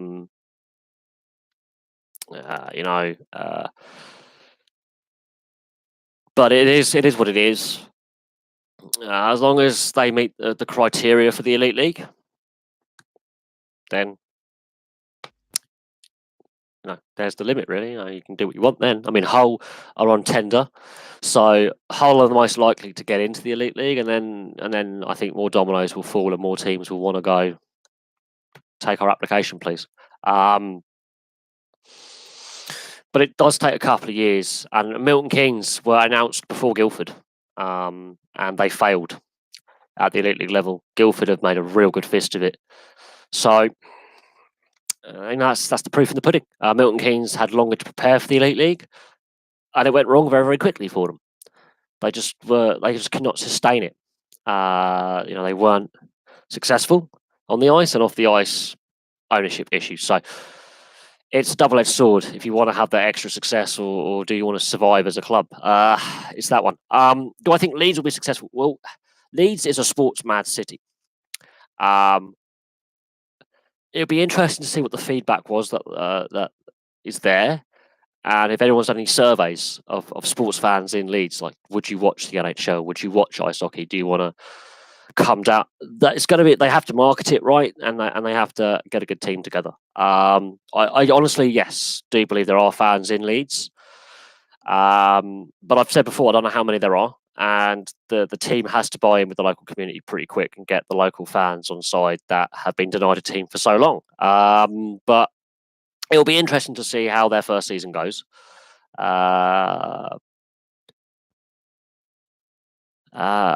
we'll go from there. I don't know. They won't. They will not have a promotion relegation system. There's a reason why the National League has been set up again as a second tier structure. These are the teams that can financially compete at the second tier level, because we saw with the Milton Keynes Thunder and the Invicta Dynamos the financial issues that teams had, and they just could not cope. The Cardiff Fire withdrawing because they couldn't ice a team for the start of this season. There's a reason. Promotion relegation is done. In my eyes, it's done. It doesn't. It's not a sustainable model that can work for ice hockey with the costs attached to running a team and putting a team together. I honestly think, it's not going to work. There's a reason why the national, like a sort of similar to EPIHL, has been reset up. Teams could not financially compete and survive with the system we had. Basingstoke's future, there's still ongoing discussions about the state of the rink and the redevelopment of that area of Basingstoke, and a big debate with local governance, and it's getting a bit toxic in Basingstoke. I think I wouldn't say the best to worst. I think the EPIHL, for what it's worth, Peterborough, Bracknell, Basingstoke, Swindon, Telford, Hull, and Sheffield Hull was, I think, the least successful for the seasons they were there. They won nothing. Sheffield didn't really do much apart from fight everyone, but all the others at various points won various competitions that were EPIHL sort of linked, be it cup or league or playoffs. So Hull and Sheffield, since the demise of the EPIHL, Hull have been the best team in the north. There is no doubt on that. Absolutely best team in the north. But the EPIL towards the end, the collapse of Manchester and other teams going out of business in existence. This is why restructuring has to take place, and now we suddenly have this injection of interest in the game and the sport again. I don't say the best to worst. I wouldn't say best to worse in the Basingstoke issue. It's a complex one. I don't want to see Basingstoke disappear at all, to be honest. But a lot of Basingstoke fans have become Bracknell season ticket holders in the last year and came to Bracknell games over Basingstoke games, regardless of how the team was doing. And that sounds wrong. It does sound wrong. But a lot of them have decided to come up the M3 and put their money into a team that is admittedly rebuilding somewhat, but has a future. Basingstoke, the uncertainty is damaging, not just for them, but for the sport as a whole. And yeah, I don't want to see them go out of business at all, to be honest. But there are some serious concerns there with the future of the rink and the redevelopment. And there are a lot of... It's a very toxic issue in that part of the world. Really toxic issue in that part of the world. And I don't know what you can do to solve the conflict that is there between the fans, the residents of Basingstoke who actually use the facility for just general ice skating and general leisure purposes, and the council and the ownership of the rink. There's a lot going on with that redevelopment of that area, which has been in need of redevelopment for donkey's years. But I don't know. It's a difficult one. It is a very difficult one to put a finger on, but at the same time, there are a lot of issues away from the playing side of things. There are a lot of problems with the Basingstoke kind of local council and local MP and all that kind of the politics, the businesses behind it as well, and the local residents are starting to back the team because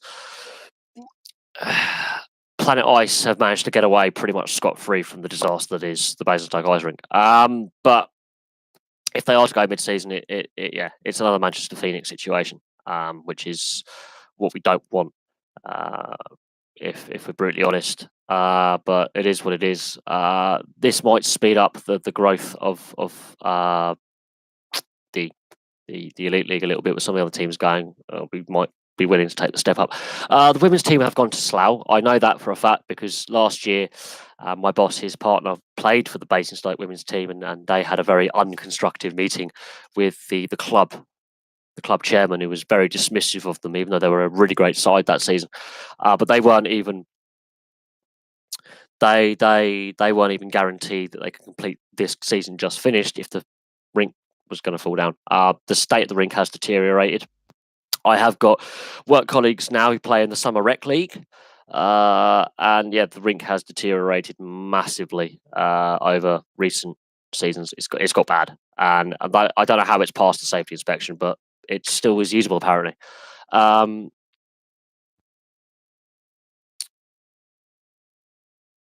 I do think it is not a good state of affairs. Really, it's really bad. I don't know what happens in the future. The average crowd size in Bracknell, I've seen as high as 3,000 inside the John Nike over the years, if not more. But it depends on the seating configuration that they put out downstairs as well as upstairs. I think the average is about 1,900.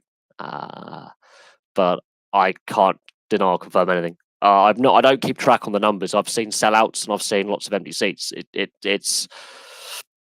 all depends on how many away fans come and the seating configuration downstairs. I think there is work taking place to improve the state of the rink as it currently stands. They've been redoing the box office. I do honestly believe at some point they are going to reconfigure the downstairs seating and improve it. They're doing little bits at a time. They're not doing massive changes, but it'll be interesting to see what they do this summer with improvements and going into this season. What kind of improvements are in place? There does need to be a fair few improvements put in. I'm not going to hide that, but it's superficial improvements. It's nothing as major as what Basingstoke needs or what Slough had to have done. It's just little bits like improving the box office, improving the flow into the rink and out of the rink, and improving the downstairs seating. I think is a priority. Fixing a few of the upstairs seats, maybe putting some new seats in and taking the old seats out. Nothing overly major. It's all little things that you can do as over time. But we have got a record attendance with the old EPIHL. We have that, which was over, I think, 3,000, I think, for that one. For tickets sold, because there's a lot of standing tickets bought. A lot of people just bought a ticket just to get in and stand. And they said downstairs, which is basically a standing ticket. And that was pretty packed. That was a few seasons back now, but but it is what it is. But bearing in mind those old bench kind of extendable seats downstairs, yeah, they do. They need to be changed for seats that you can move, but it is what it is. I'm not saying it's a perfect rink. It's an old rink. It does need refurbing and a bit of maintenance, but it's nowhere near as bad as some rinks that I've seen. It's not the best, but it's not the worst. Would it be nice if we had a new rink built? Absolutely. It'd be amazing. It's not going to happen though. But no, we've discussed a lot of ice hockey in the last half hour or so. It is an interesting topic, especially the Elite League. There's the big debate about the quality of the Elite League. The quality is improving, but the same teams keep winning it, and that's part of the issue. We need to have a new team win the Elite League and break the stranglehold that Cardiff, Sheffield, and Nottingham have, and Belfast have at the top. That needs to change a little bit if the sport is to have that injection of a new team can win it. More competitiveness will ultimately improve the quality of hockey we see on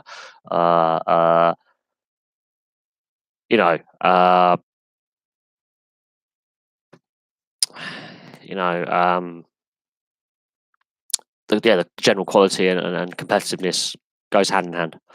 You can increase the competitiveness and the quality will follow because more teams will want to win and more teams will be wanting to put a shift in.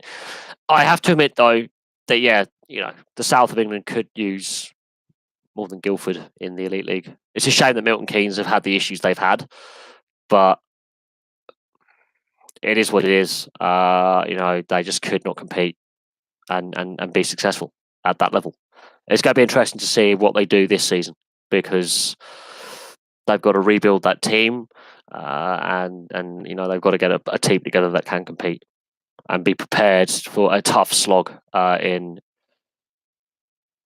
a different style of league as well. That the playing style's different. It's a bit more physical, possibly maybe a bit less physical. I don't know, but the style of hockey's different. The speed of the game's slightly different. Those players have to readapt. The new players they bring in have to gel because it's basically going to be a brand new Milton Keynes team. And we have to see what happens with the team this season. But it is definitely going to be interesting. And then Of course, in what is it? Is it 3 or 4 weeks? We've got the NHL, the NHL, the NHL entry draft for 2019, and that's already creating some big debating points about the depth of draft and the quality of players on display. And a few of them did play at the World Championship, so that's going to be interesting to see if it's Jack Hughes or Capo Caco that goes first or second overall. That's a big debating point. But no, it's some interesting questions there. I think the debate about ice hockey, yeah, it's my favourite sport. It is my favourite sport, but I do get a little bit of hockey fatigue, as I say. I mean, I watched a lot of it the last couple of years, and I sort of felt a little bit. I need a little break here or there, just a little break. But the question got asked about, what minor sports needs to be shown. Yeah, there are a lot of sports that used to be shown regularly on free-to-air TV, and are not. And this is where Grandstand on BBC, if you're a bit young for that, I'm not. I remember Grandstand all those years ago. That's where Grandstand was really, really good, is you could have 9 different sports covered in a day. And in between each sporting fixture, they would go, right, it's half-time in the Rugby Union, in the Six Nations, we're going to watch a horse race at Ascot. That's finished, we're back at the Six Nations. They moved around a lot. They had a lot of sports coverage, and that went. And it's because people, the viewership, we don't want to have this anymore. As time went on, less people watched it, but it is. How long does Liam Kirk have to play in the OHL for? I think he's classed as an overseas player. He's not a veteran. He's not classed as an overage yet. I think he can play up to the age of 25 in the OHL, I think. I'm not completely 100% sure on all the North American rulings on player ages, overseas players. He is classed as an import player. They have similar rules on imports as we do. The Liam Kirk thing. He can go back to Europe to play. He can be loaned. He can play out his contract that he has and come back to Europe. But more likely than not, obviously, I think he wants to stay in North America. Bearing in mind he's only just turned 19, so he's still really young. He's played at the World Championships now, so he's got that exposure, and of course, Arizona I think got a bit of a steal on him because he was predicted to go into the third, fourth round. Eventually he will go into the NHL system with the ECHL and the AHL affiliate, so the Tucson Roadrunners, for example, in the AHL. I think his rights are he hasn't signed an entry-level contract, so he's technically a Peterborough Pete's player, but he's been drafted by Arizona, and they have an agreement with Arizona to develop their prospects. So it's an interesting one. I mean, he's playing alongside guys who are prospects for other NHL teams as his teammates. So it'll be interesting to see if he makes that step up to the ECHL, AHL kind of level. Bearing in mind he has played in the Elite League, so that I think wouldn't be a big surprise to me if he was to go to the ECHL, AHL affiliate system of Arizona. But no, he can go over to Europe to play. A lot of drafted players have asked the organisations that drafted them, I want to play another season in my home country or in a European league. We've seen draft prospects go to KHL to play. We've seen draft prospects go back to Germany, Switzerland, Sweden, those kind of leagues, Finland, and play another season just to keep their fitness up and keep their development going and their confidence. So they get the game time and then come back. Georgiev, the goaltender, it's a Sturkin. They've played some time in the KHL after being drafted before coming over. So, he can leave the North American leagues and come over here. But the difference is the North American ice surface is smaller. It's the NHL style of ice rink is different to the IIHF rinks that Europe and the rest of the world use. And as he's now playing in the OHL, I think he wants to stay in North America because he's having to adapt his game to the North American ice surface. He had a very decent first season. I can definitely see him progressing and staying in the North American system.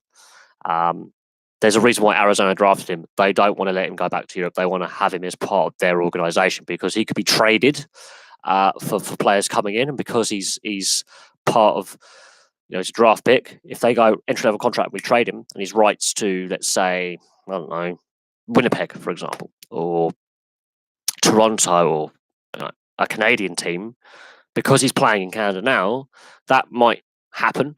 But he's played at the Combine last year in the NHL. He did get drafted, so I can't see him leaving the North American system just yet. I can see him trying for at least 5-10 years to break the higher professional leagues in North America. And if he does get a couple of games in the NHL, then he's done his dream. I think no one expects him to be like an NHL superstar by any stretch of the imagination, but I can see him making the NHL level by playing a handful of games here or there, and then coming back to Europe towards the end of his career. Absolutely. But the media, the PR behind this is mad, because Twitter went mad, YouTube went mad, and he was being talked about by North Americans, the North American media. So it's an interesting thing. But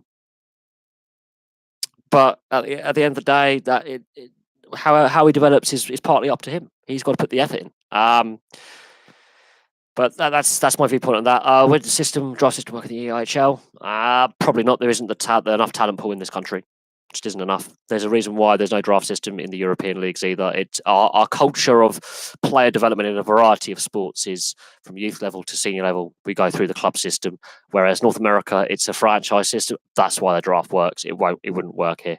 It's a club system where you start at youth level and you work way up through the system, the age ranks of teams. So it wouldn't work now. Oh no, we've too much hockey. Have a good one. Well, this is why I don't like a live stream being dominated by one specific sport. This is why I like talking about a variety of sports. The draft system works in North America for like the NFL, Major League Baseball, NBA, NHL, because it's a franchise-based league system. In Europe, it's a club-based league system. So youth development starts with the club from young age through the age ranks to the senior squad. That's why a draft system would not work in the elite league in this country. But that's not to say in the future the system and the style of sport that we have does change. But at the moment, it's a club-based system in Europe, and it's a cultural thing. And I've discussed this before. The reason why we don't have draft systems in sport over here is it's a club-based system. The development starts at youth level through the ranks to the senior squad. So that's how it works.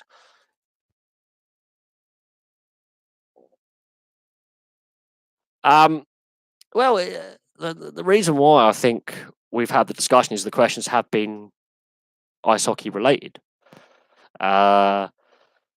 We started on football. We had the questions about what sports should be on free-to-air TV, and I think that is a big talking point is sports rights and broadcast rights and who gets what and what is shown. And I'm getting the feeling from the broadcast rights, and this is coming back to an earlier question. No, talking about the broadcast rights. I think broadcasters are realizing that the average Joe member of public is starting to turn against the subscription-based system and the pay-to-view system. And there is a breakdown in trust with some of the established broadcasters and the average public. And it's a much wider thing than sport.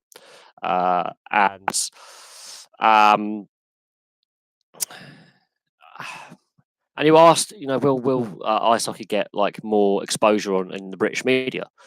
Free Sports and Premier Sports are doing a good job, and this is where I think the BBC, ITV, Channel 4, and Channel 5 have really failed. They had a great opportunity to get the rights for the World Championship Ice Hockey or get the rights for the Elite League, and they passed on them. They weren't interested. And the viewership figures will say that actually that was a massive mistake to pass. But the BBC has lost the golf rights. F1's gone off free to air now, and fans have just given two fingers to it. They're like, okay, bye. We've lost MotoGP from free to air. Superbikes is gone. Formula E is still around. That's been picked up, I think, by BBC now, or Channel 4. But again, that's shared on several broadcasters. I think Eurosport, Free Sports, and I think it's BBC share the rights to that. But the BBC, ITV, and Channel 4 and Channel 5 have passed on a lot of sports rights to other broadcasters. They've just passed on it. So your question, do you think the National League and the ice hockey will get a broadcast deal? Probably not. Maybe the playoffs and the finals might get a broadcast deal down the line, but I highly doubt that it will get a broadcast deal, at least not on a mainstream platform. But the broadcasting rights, big debate. The Anthony Joshua pay-per-view, who would have, some of these boxing pay-per-views, you're paying for what you expect could be a 12-round slugfest, and it's over in 2 rounds. That's why pay-per-view is a flawed system. Why would I want to pay nearly 30 quid to watch a guy get battered in 80 seconds? It's stupid. But I don't know. The debate on sports broadcasting is there, but the last couple of weeks, the debate about the FIFA taking the Europa League final to Baku, has been toxic. Really bad PR for UEFA. Really not good public relations and advertising for UEFA. UEFA have been made to look very, very foolish. Very, very. It's come across very negatively. And people, what I noticed as well on the BT live streams, they disabled live chat. They disabled it. They copped a lot of criticism last year. I was watching the live chat come in, and people were slagging off BT left, right, and centre. This year, both European finals, the live chat disabled. So you can't criticise them, it seems. So BT are on the back foot, UEFA are on the back foot, and yeah, obviously. If we're going to discuss broadcast rights, football was a big one. F1's a big one, and yeah, you have to look at as we say, BBC, ITV, Channel 4, and Channel 5. They put bids in, or they passed on bidding, and they've lost out. BBC has lost the golf, as I said. And I used to love watching a bit of golf. I used to love watching the Masters, and their coverage now is minimal. It's the last day now. It's got to the point where they've lost 3/4 of the coverage of the Masters. It's a joke. And yet the debate about women's football keeps coming up. And the Women's World Cup obviously starts next Friday. I will be watching that. Do you know why? It's free to air. I can access it. Whether people want to watch it or not is up to them. But I will be watching it.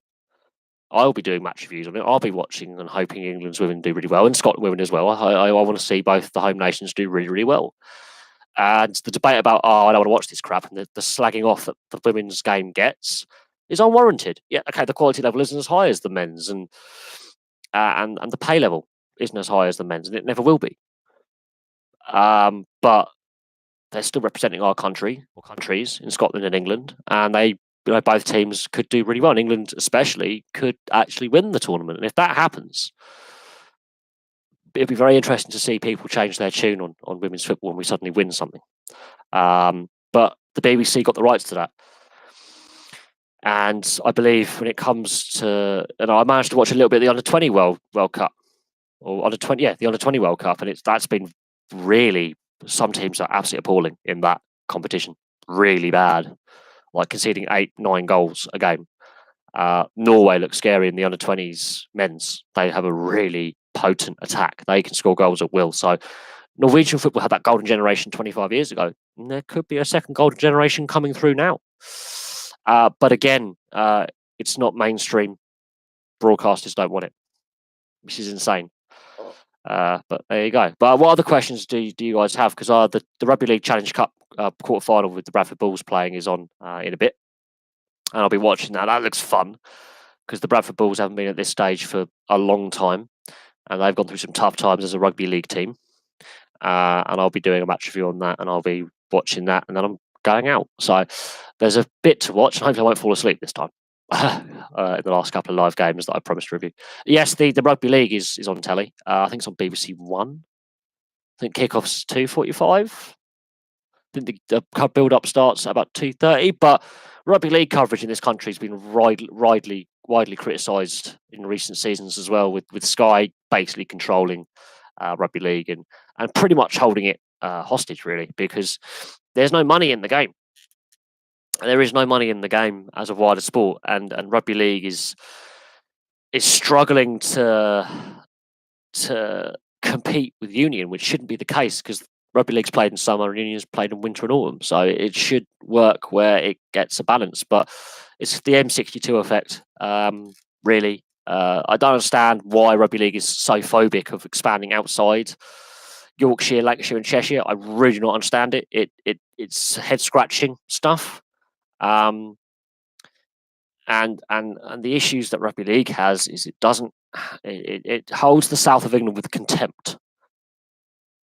It does. There is players in the south of England. There are fans. Just ask the Broncos and Scholars. And the fact that a huge proportion of their starting lineup for the Broncos came through the London Broncos academy system speaks volumes, really, about the quality they are now producing in London.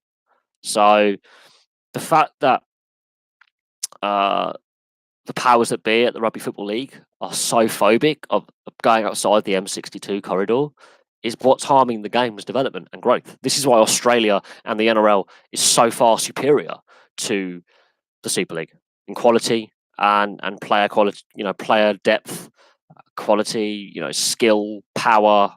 Just overall, it's a better competition. And for all the flaws that the NRL has, and it does have them, it's a far better competition than the Super League. And I've said that for years and years. The quality on show in the NRL is far higher than in Super League. Far higher. But at some point, the roles will be reversed.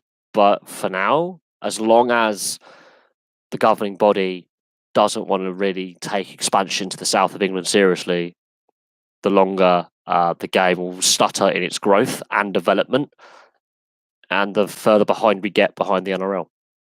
It's plain and simple. And the TV coverage is part of the reason why. The TV package that's in place doesn't help the development of rugby league. The fact that fans weren't happy when the game went from a winter sport to a summer sport has, angered some. And I can actually remember before the Super League when it actually was played in winter. So I'm just old enough to remember that. But it's now a summer sport, which sort of makes sense. Keeping it in parallel with the NRL. Our season's actually longer than the NRL's as well. So that's another issue that we have is players, when they come to the international games, are tired. So it's an interesting one. But if the sport is to grow, it has to look at the south of England and look at France and look at Canada and the US and go, okay, we might want to, grow the sport in these locations. And the player base is suddenly better, and the quality is better, because at the moment the Super League is lagging behind the NRL in player development, player base, crowds. The NRL an average NRL team can average 20,000 fans a game. Super League, 5,000 to 6,000 a game, unless it's a Challenge Cup game or a finals football game. Yeah, massive difference in crowd average size, player base, the whole lot. Morning. Well, it's nearly lunchtime here, but morning. Thank you for tuning in. I will mention this on the NBA. Firstly, the NBA, they're really pushing it on Sky Sports here in the UK. The NBA finals, they are pushing the playoffs. The NHL playoffs on Premier Sports and Free Sports, they've been well covered as well. So on that respect, the NBA and the NHL, their playoffs have been really well covered by two of the sports networks here in the UK. Major League Baseball, not so much. Yet Major League Baseball obviously has these two regular season games taking place in London coming up in a couple of weeks between the Yankees and the Red Sox. Not a lot being spoken about that in the media here. There's not a lot of advertising for it. There's not a lot of who's going to get the broadcasting rights. I don't know. All we know is the dates are announced and they're going to play games when the Cricket World Cup's on. So, and the debate about the Cricket World Cup, we've discussed the fact it's on Sky and the highlights package on Channel 4 is piss poor, but that's another thing. The way the NBA, okay, yeah, I know Sky's got the NBA, but NHL playoffs have been shown live on Free Sports. That's how I watched the Jets St. Louis Blues first game and the Jets losing 2-1. I watched that game on Free Sports live. I didn't think that was possible a couple of years ago, but it is. And the NHL used to be on Channel 5 in this country, so there has been an interest in hosting the NFL, the NHL before. The NBA, it's been a bit hit and miss with the NBA over here in the UK on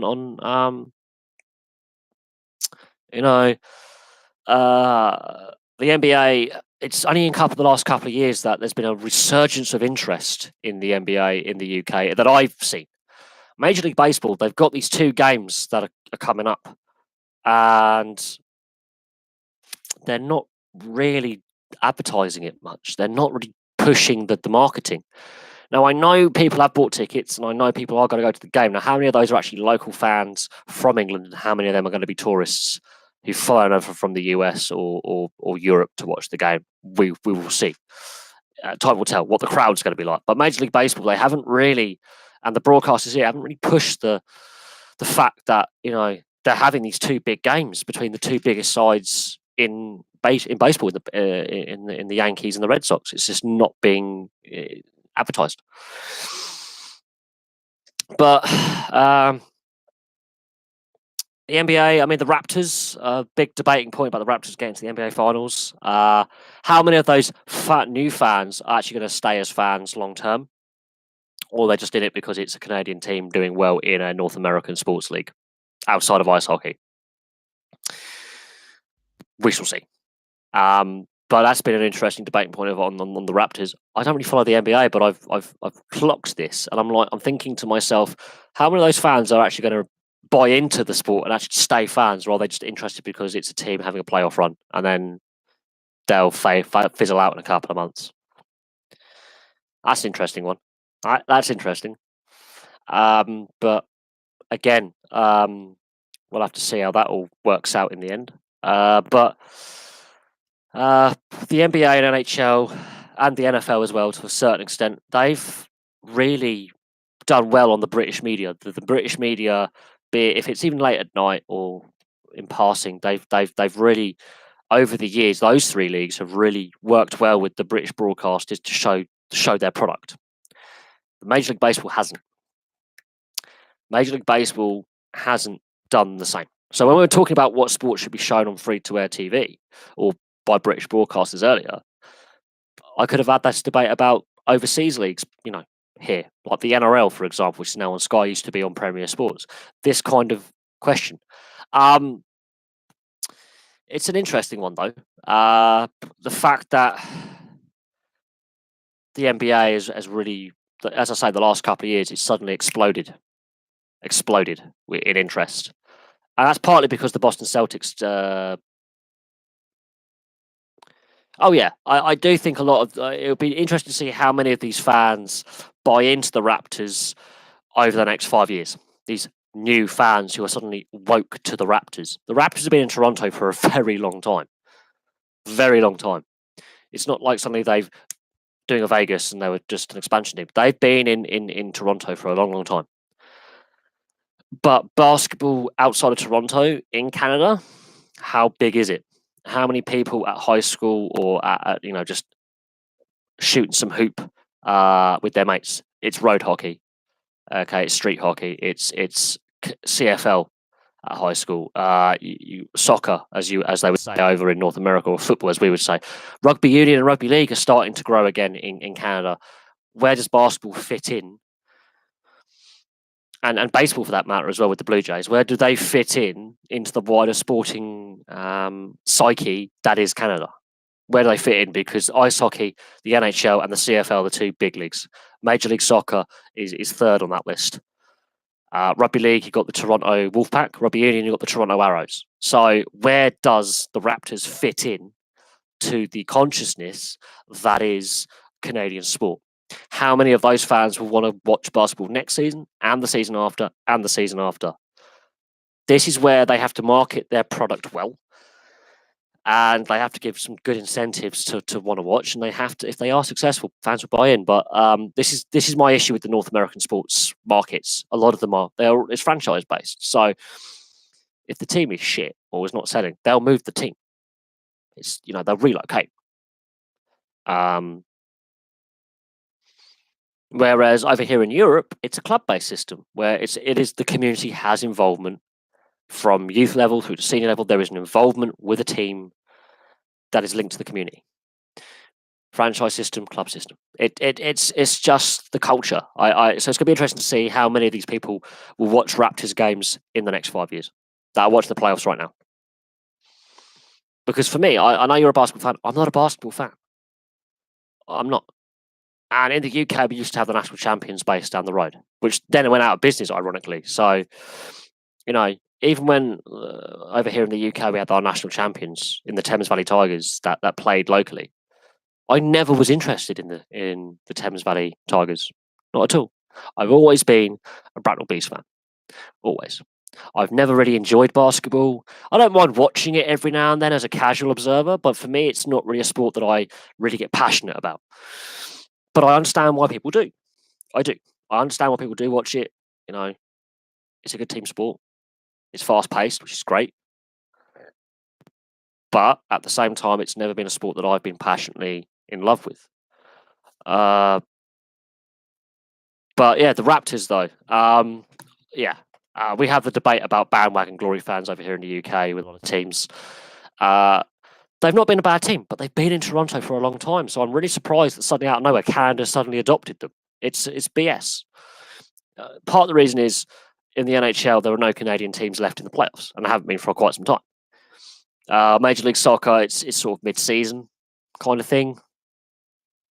So they're not in the playoff phase of the season yet. So those football fans are going to be following the Major League Soccer. The NHL fans, they're now looking forward towards the NHL entry draft. We've had the World Championships, the playoffs, Game 4 is coming up. I think, is it tonight or tomorrow? So there's only a maximum of 4 games left, I think, possible. Yeah, there's only a maximum of 4 games left in the playoffs. It could be over in as little as 2 games. It could be a 4-1 win to the Bruins. It might go to 7. So in the Canadian sporting psyche, while the Raptors had a brilliant season, they've been in Toronto for years. It boggles my mind that people are suddenly interested now. Is it because the team are really good this season? Or just having a good season? What happens when the team has a really shit season? How many of those fans will stick around? This is the question that I have, because the Maple Leafs have been shit for years. They always sell out. They've won nothing since '67. Always sell out. The Montreal Canadiens haven't won anything since '93. Always sell out for the most part. Because ice hockey, the NHL, is the national obsession in Canada. Basketball, not so much. But the NBA, I mean, it's how the NBA markets itself now in Canada. They have to market it right. It's not only Toronto they've been to other locations as well before and have pulled out. It's how they market the product they have. Because I've seen on Twitter, there's people from all over Canada, from Vancouver to Nova Scotia and Newfoundland, who have bought into what the Raptors are doing. It's how the NBA markets its product to the Canadian market from henceforth as well. Will keep fans interested. But it is what it is. Let me sort my headphones out. Oh, my head. These headphones are so uncomfortable. But no, I don't think in 5-6 years' time. We'll have to see. The proof is in the pudding. The proof is in the debate of consciousness. Is how many of those new fans stick around when the team isn't doing so good. Now, if the team goes on a successful run in the next 5 years and is regularly doing well in the playoffs, then maybe you can convert some sports fans and to buy into the Raptors. But we'll see. It's the same with Vegas. A lot of traditional NHL fans want Vegas to fail. A lot of traditional NHL fans want Arizona to fail. See, these guys. Yeah, they want these guys to fail. They want Carolina to fail, yet Carolina have had rising attendances the last couple of years. Same with Arizona. And traditional hockey fans, mostly from the Toronto area and the Toronto media, want these teams to fail. So Golden State, Warriors, I don't know. They're regularly they're a dynasty team, aren't they?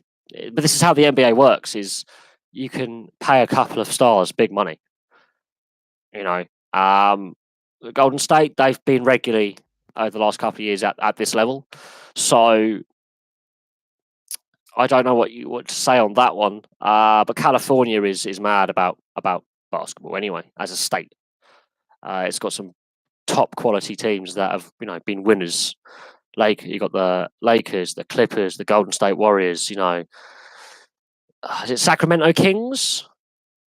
I think the least successful team in California with the smallest fan base. But you bear in mind, you've got some high profile teams in California. There's a lot of them. I don't know what it is about California as a state. It's one of the most populous states in the US for population. It's one of the wealthiest states for disposable income. So, the LA Kings are going through a bit of a mess at the moment. But you look at the history of the teams that even the Clippers have won the NBA finals every now and then. Even the Clippers occasionally are successful.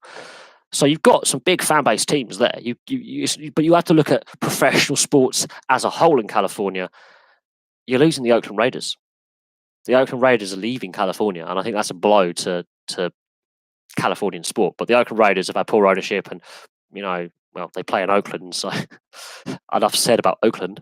You've got the 49ers in San Francisco. You've got the Rams and what's the other? Chargers in LA.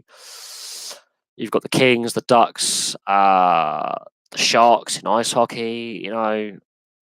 Major League Soccer. You've got LA. LA Galaxy and Los Angeles FC. Rugby Union, Major League Rugby. You've got the San Diego Legion now. And so California as a state to market sports, there's a lot of professional teams in California. A lot of them are professional teams. And, California just buys into its sport. If California was a standalone nation, its production of sports stars and sports fans and the player base that is there and the fan base is there, it would be self-sufficient for years to come. It wouldn't need a draft system necessarily. Basketball in Canada, however, is a different kettle of fish. There's not many people who would play it in comparative sense to Canadian football and ice hockey when it comes to the big major leagues. I would actually rate the CFL as a better product over NFL. But no, you have to look at California and look at the Golden State Warriors. They're a symptom of the success of Californian sport as a whole. A state with the highest. The Houston Rockets. The owner of the Houston Rockets wants to have the Arizona Coyotes move to Houston, but they can't win anything with the Rockets in the NBA Finals. They can have a decent season, but they can't draw. Yet he wants to move a team that's starting to, actually grow its fan base again and actually be on the edge of the playoffs. I don't know. Texas is a sports mad state as well. But Texas and California are apart from the northeast of the US. These are the areas where sport is predominantly played. It is Texas, California, and the what I'll call New England and the New York, Washington metropolitan megapolis. That is, goes all the way from Boston to Washington DC. Those are your sports mad areas where the majority of, as I would call it, the fan bases in the US and the player base comes from. Texas and California, though, are real driving forces when it comes to sport across the whole of the US, because it covers almost every major league, has teams in both those states.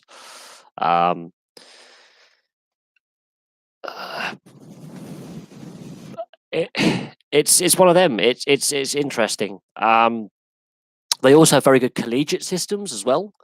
I've seen. So the college systems in Texas and California, they have some really good sports programs. And you look at the NCAA in the ice hockey.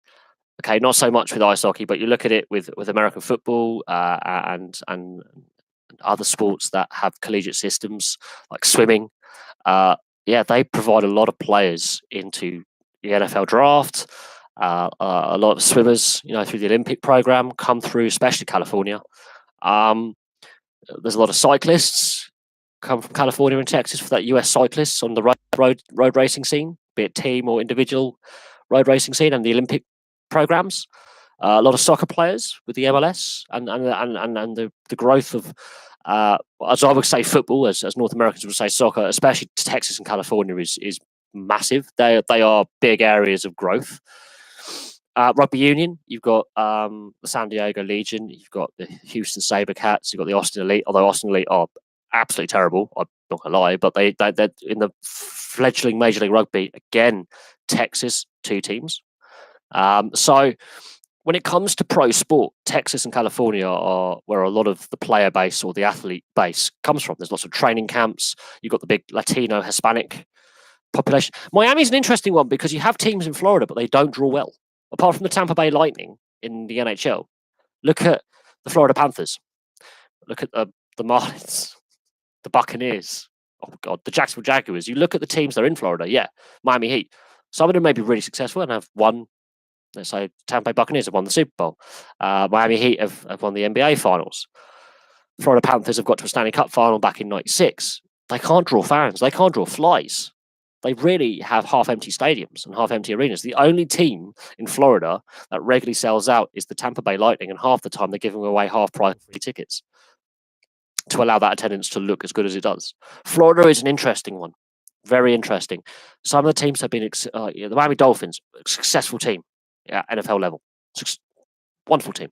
Tampa Bay Buccaneers, winning a Super Bowl. But you look at the actual numbers of fans going to games outside the Tampa Bay Lightning when it comes to of percentage of arenas sold out or tickets sold. I don't know what it is, but the fans don't want to turn up. The players obviously want to turn up and play, and they are great players. But for some reason, the arenas and stadiums are half empty. And that's a big, big problem. I understand Miami and Florida as a whole is a sports-mad state, but they have attendance problems and fans getting to games. Now, is it because the arenas or the stadiums are in the wrong locations? Is it because the teams aren't very good? I think the teams not being very good might have a part of the reason to do with it. But a lot of the teams have been successful and have won division championships, conference championships, national championships, but they're not drawing flies. This is the interesting thing. They're not getting the fans through the turnstiles to watch games. And it's a regular criticism, especially with the Florida Panthers. Their arena is in the wrong location. I think Miami is a good city to have in the NHL, but they play in Sunrise, which is on the edge of the metropolitan area of Miami, based on the edge of the Everglades, in the middle of pissing nowhere, in a retirement community, pretty much. Sunrise, the average age is over 65. A majority of the population is retirees. They're not going to want to pay to watch hockey. They're there to relax and enjoy their retirement. Wrong location for the arena. It is on the edge of the Everglades. The Miami Heat, decent side, can't draw flies. Tampa Bay Buccaneers, won Super Bowl, not a good team now, and can't draw well. Jacksonville Jaguars, less said about them the better. The Marlins, the Tampa Bay Rays, not so good. Orlando Magic, I suppose they're a half decent side that do draw reasonably well, but again, they're not selling out. I don't know what it is, and I'm not saying that the teams and the players on display are not very good, but the only team that regularly sells out or has near capacity is the Tampa Bay Lightning. Now, partly they are a good side. Okay, you have to look at their regular season record. They regularly get to the playoffs. They've been in a Stanley Cup final. They've won the Stanley Cup as well. They're not a bad side. So let's have a look at the Tampa Bay and go, they're a pretty successful team. The rest of them have had success, can't get people in. Now, David Beckham's MLS side, Inter Miami, or whatever it's called, or whatever they're calling it, plays its inaugural season next season. If they struggle to draw fans like the previous Miami, I think it was the Miami Cosmos, whatever it was back in the day. It's going to be interesting to see if the Hispanic community buys into the new Miami MLS franchise next year. Very interesting. Because when it comes to sports markets, Florida is a real head scratcher for me. The fact that only the Orlando Magic can sort of pull fans to a point, and the Tampa Bay Lightning can sell out, and the rest of them, it's like an old man and his dog, as the saying is over here in the UK. The fan base, whether they're just happy to stay at home and watch on TV, and that's not necessarily a bad thing. Whether they're happy just to stay at home, put on the TV and watch the game rather than actually going to the game. Is it the marketing? Is it the ticket pricing? Is it the quality of player on display? Because some of these teams have been successful at various points in their history. So why are fans staying away? Especially the Miami Dolphins, great franchise in the NFL. Why are fans staying away? That's the question that has to be answered, is why are fans staying away? Especially some of these teams have had success and have been in playoffs and have won championships. And why are they staying away? And there's got to be reasons for that. There has to be reasons for that. Miami is a cosmopolitan, wealthy, up-and-coming city. It's completely changed its image from what it had in the 70s and 80s when gang crime and drug crime was rampant. It's completely changed its image. It's an outwardly looking city. It's got rising wealth. It's got high income earning people. South Florida is a high income area in the US and has been for 30, 40 years. There is wealth there. There are corporations based out of Miami and Jacksonville and other cities in Florida. Why is it that the sports market in Florida, the fans aren't turning up? And there has to be a reason for that. It's because it's a statewide issue. It's not just one city having a lethargic fan base. It's a statewide problem apart from the Tampa Bay Lightning and the Orlando Magic. And there has to be a reason for that. And those are two teams in Florida. There has to be a reason why fans in general are staying away. Is it marketing? Is it ticket price? Is it quality of team? Is it quality of player? If David Beckham's Major League franchise in Major League Soccer can do something, that changes the dynamic a little bit. If they can have a very good, successful first season, that does change the dynamic a little bit.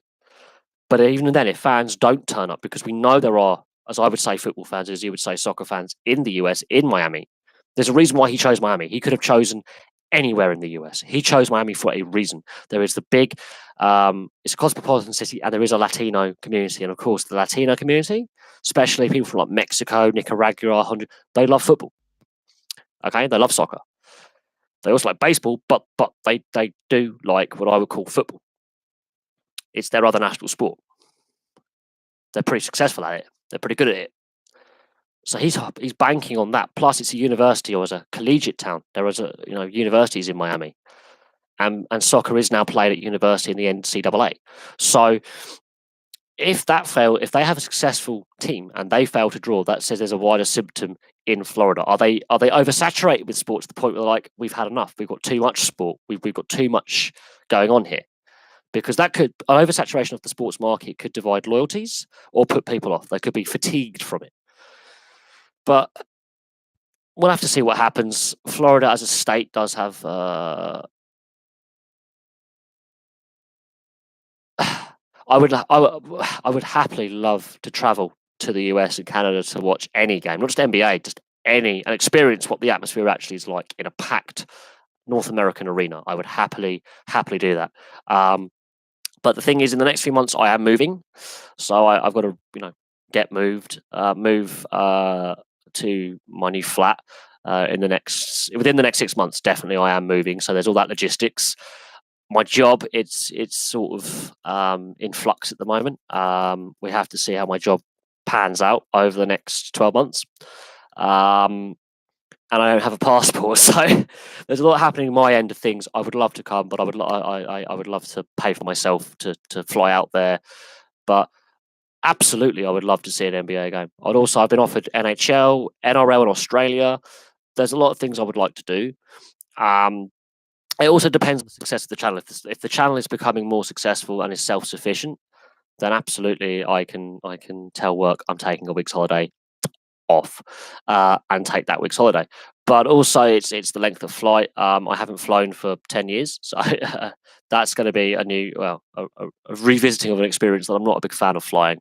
And it's a long flight from the UK to wherever I've got to go in the US. That's going to be interesting. But I would definitely love to go to the US and Canada. It's something that I want to experience.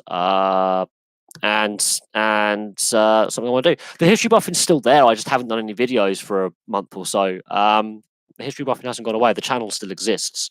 I just have to find something a little bit interesting that may interest people. I'm going to get the whiteboard out over the next couple of evenings. So, we shall see what I shall come up with. There are one or two things that I do want to look at historically and places that I've been. I've been to some very interesting places since I last did a video. And I found out some interesting historical facts about certain areas. So it's not going away. It's just having a little hiatus while I think of some stuff. Because there's some historical stuff happening now and stuff happening now that is of great importance, that as it's a developing situation, step back a little bit. But no, the history buffing hasn't gone away. It's just having a little break. The brain needs a bit of break. I'm more focused on my job at the moment and getting prepared to move. So I've got to start going through my stuff and putting some things in storage and moving some bits and pieces around. And I've got a few other important things to sort out before I move as well. So it has to take a little bit of a break, but it will still be there. There will still be a video popping up occasionally. I've decided just to take a step back from doing 2 channels. I've actually gained subscribers on it, which is ironic, but I haven't posted a video in a while. But I have to go revisit that machine gun bunker air raid shelter that I found up in the woods and see what we can find up there of interest, because there's definitely something there that is, I would say, a recent structure in historical terms, but in importance, there is something there that was made out of concrete, and looking at it, it's definitely been demolished in a hurry or abandoned in a hurry and just left to fall apart. So we'll have to see. Indiana is an interesting state because I don't know how many direct flights there are from the UK to Indianapolis. Another place I want to go, Indianapolis Speedway, because the Brickyard. I want to go to the Brickyard. Bucket list.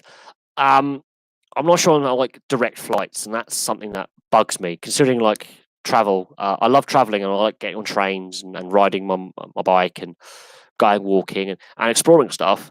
But it's just the amount of time and transfers and getting from airport to airport. And TSA are known to be exceptionally anal in the US, and but no, I have friends and family in the US, so it will be fun to do like a US kind of holiday at some point. But I would much rather that the channel is self-sufficient and earning money and paying for its own upkeep, which we're getting there because we're over halfway there. But I've also been, some Canadians have said I'm more than welcome to go out and watch NHL games in Toronto and Winnipeg and Vancouver. So there are some things I do want to do at some point, but the channel, as I've always said, the channel has to be self-sufficient and doing its thing for me to warrant spending lengthy periods of time out the UK and going to travel to these locations, because obviously it means a big commitment on my part, because I also have a day job, and that means I would have to take a lot of my annual holiday out to do what I want to do, and I get limited holiday, and I don't want to take it all in one big lump and go. So it has to be. Well, I would love to do it. There's some logistical things in the way and some financial things as well, because while I would love to go out, I have to also think about my rent, my bills, and things like that before I can justify going away for a couple of weeks and giving myself excessive jet lag and running around and doing things that everyone would love to do. It's just having the time to do it. I mean, this is another thing that I find really interesting when it comes to the North American sports is travel. As these leagues get bigger and bigger and bigger, It's the travel distances and the debate about we need to change the playoff structure for the NBA or the NHL, the Major League Baseball, the NFL. And you've got to factor in travel into that massively, and getting fans to games and making sure the players don't because the US and Canada are two massive geographical areas when it comes to distances between locations. Massive. And yeah, you've got to factor in the travel. So I don't know if I was to go to, let's say, Indianapolis from the UK, how I would do it. I would have to take at least 2-3 flights. Yeah, that's mad. That's a lot of aircraft travel, and that's really actually exhausting. And just sitting in a plane is actually quite tiring. Traveling is exceptionally exhausting. And I mean, yeah, I haven't been abroad for 10 years, but in the UK, even though we're a much smaller geographical area, a couple of years ago, I live near London, and I travelled down to the West Country, which is the southwest of England, what people geographically know as Cornwall and Devon. And I've got a friend who lives down there, and I went to see and visit him in Exeter for a long weekend. That was my last holiday. It was a couple of years back. And that was at least 2 hours on the train, and then I had to walk for half an hour from the station to where I was meeting him. So it was a long morning. I had to leave really early in the morning, get the first express train out of London, well, on the London line. I had to get 2 trains, and yeah, that was itself exhausting. And it was the same getting home. I could have flown there. I could have actually got a flight there, which would have just taken just about the same amount of time and a similar amount of money. I decided to get the train. I've been across Europe. Again, it's actually more exhausting than people think. Traveling, like you're sat in a train or in a car or on a plane. You think, oh yeah, you're not doing much. It's actually exceptionally exhausting. So when professional athletes do it, you can see why the away team sometimes does struggle to get going in games. Utah is a very interesting state. You've got the Utah Jazz and Real Salt Lake, and I believe you've got the Utah Warriors in Major League Rugby. So they are starting to expand as a sporting state. But Utah is interesting. I think my biggest memory as a sporting memory of Utah was Salt Lake City in the Winter Olympics in 2002. And that's going back a long time. God, that's 17 years ago. That's my memory of Utah as a sporting state and my earliest sporting memory. But I think Utah and Salt Lake City as a location, Utah for the most part is sparsely populated, and then you have a few population areas around Salt Lake City that are, well, the big metropolitan areas.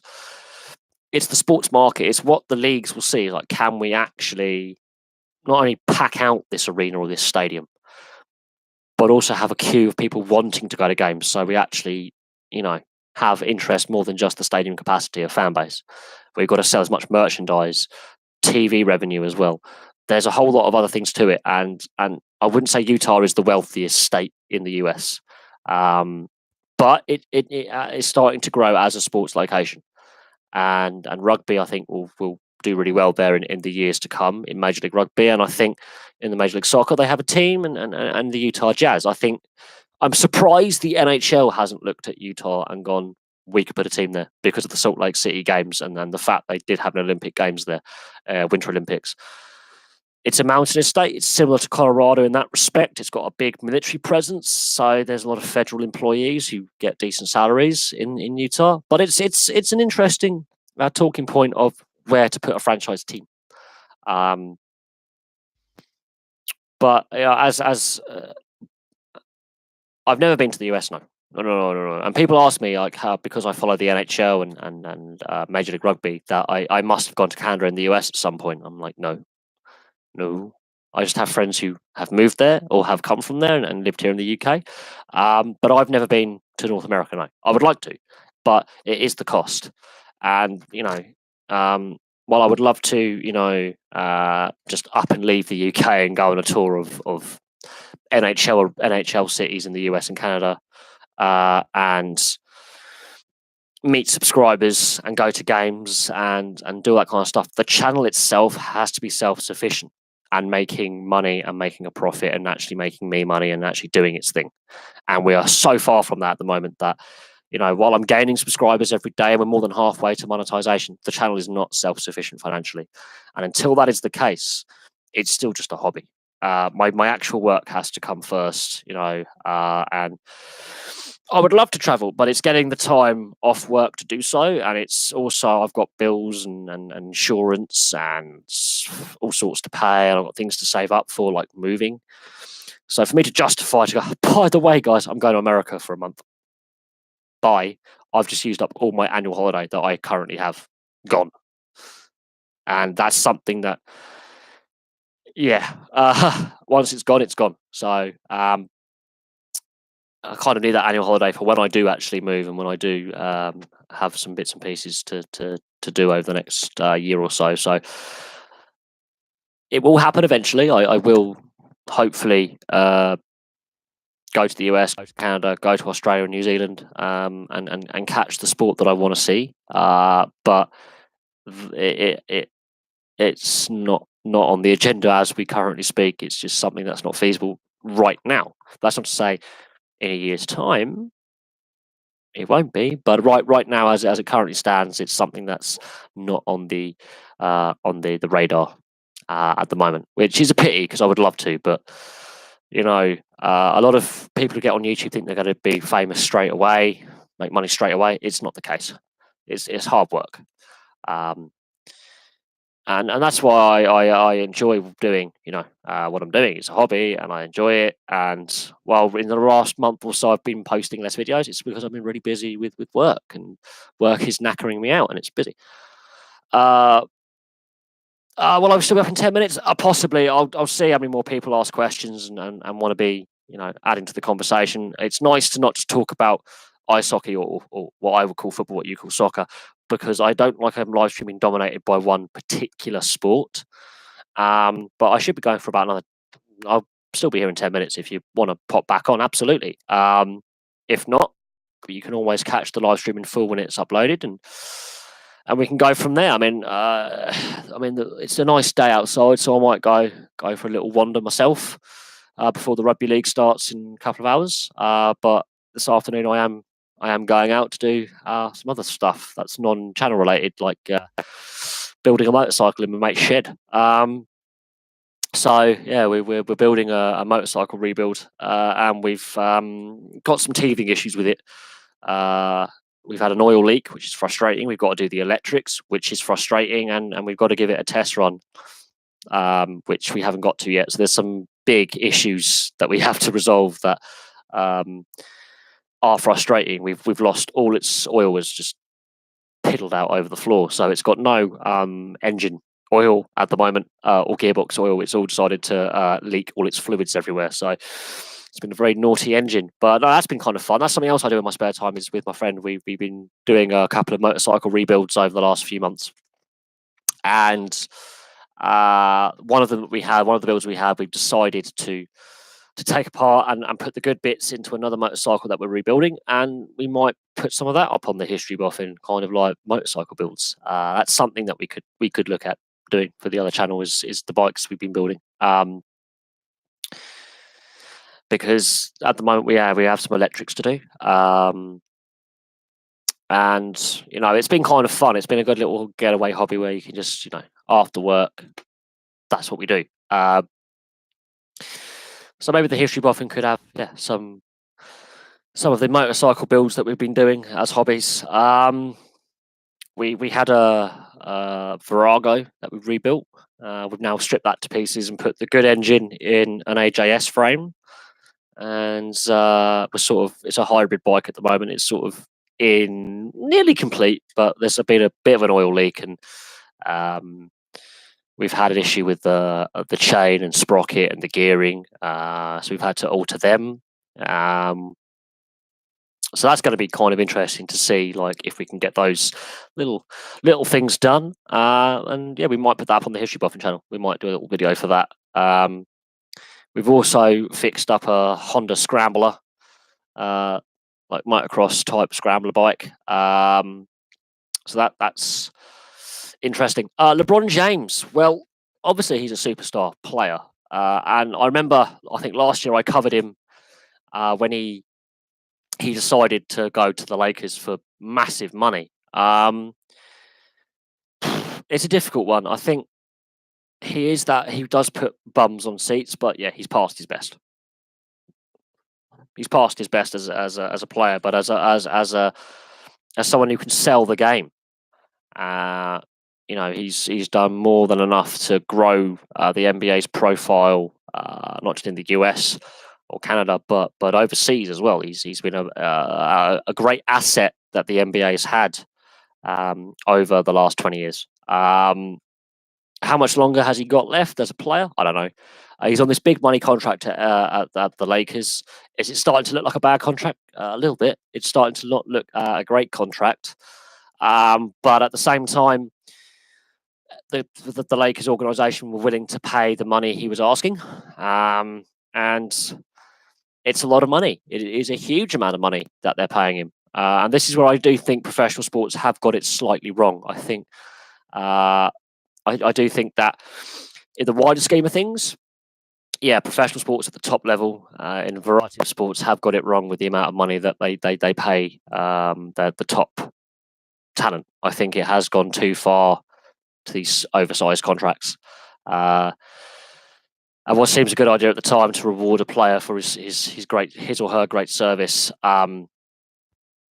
that's a lot of money. That's a hell of a lot of money. And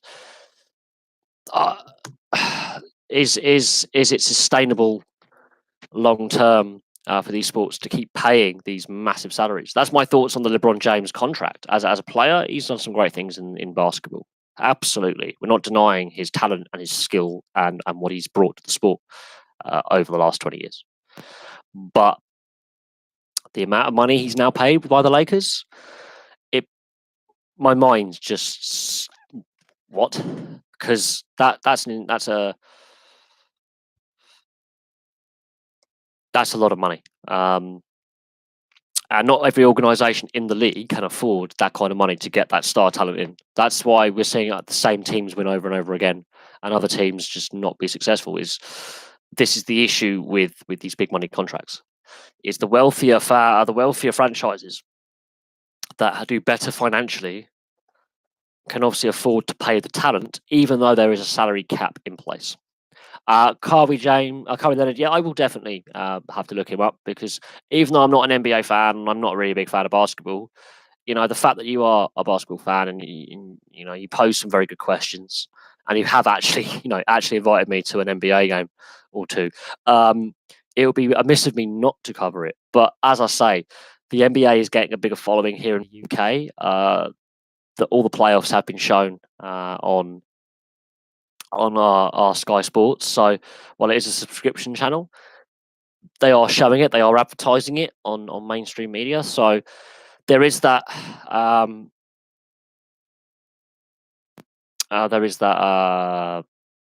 of element that it is growing in popularity here in the UK. Plus, the Boston Celtics took a home game, international series game here to the UK last year. So there is definitely a growth in the sport here in the UK, but the NBA has to market it right, and if they are going to take more of these international series games to the UK, it can't just be in London. It has to be around the country of the UK. A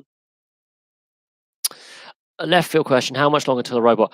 It won't happen. Apart from, let's say, things like chess and checkers and things like that, it won't happen. The debate about AI in sports and technology in sports has been there for a good 10, 15, 20 years.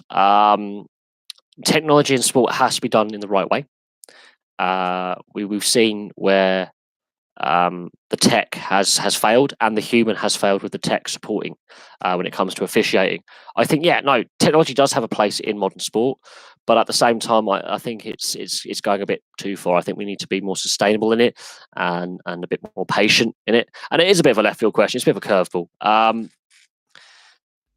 Artificial intelligence is a big debating point, but I think, human sport should be human sport. Otherwise, it's just who can build the best robot. And we've seen Robot Wars, for example, and those kind of competitions where there is human and tech elements together competing, where the humans have built the robot, they compete with the robot in, like I say, a robot wars competition. And it's normally an RV vehicle or a remote control vehicle, which has weapons attached to it. So the debate's there. Esports is another thing, which we've talked about, that I have to look into. And I think that's as far as it's going to go. Is the esports robot fighting competitions? I think that's as far as it is going to go. I don't, because there still has to be a human element to the tech side of things. There's still a human element to it. But it's an interesting one. The Barry Hearn exercising a rematch. Anthony Joshua deservedly lost that fight. You look at, as I say, look at his entourage. There's too many yes men there, too many arse lickers, as I say. But I think Joshua's overhyped. He's overrated. While I think he's a damn good fighter, there are some better heavyweights out there, or some more deserving heavyweights who deserve that big title match. He deservedly lost. Deservedly. Had the referee allowed it to go another round, he would have been clean knocked out. He was all over the shop. He was absolutely not good enough. So to rematch, he could lose again and lose even worse. I think they need to look at how he's prepared for fights and look at how does he need so many people in a background team, his support team. How many people does he actually? How many of them are actually his sparring partners and training partners? Because they are also professional boxers, right? How you don't need a full like football size squad of a support team. You really don't. You might need a PR assistant, a trainer, an assistant trainer, maybe a physio, and a sparring partner and a training partner. That's all you need, and possibly a team doctor or a gym doctor, as I would call it.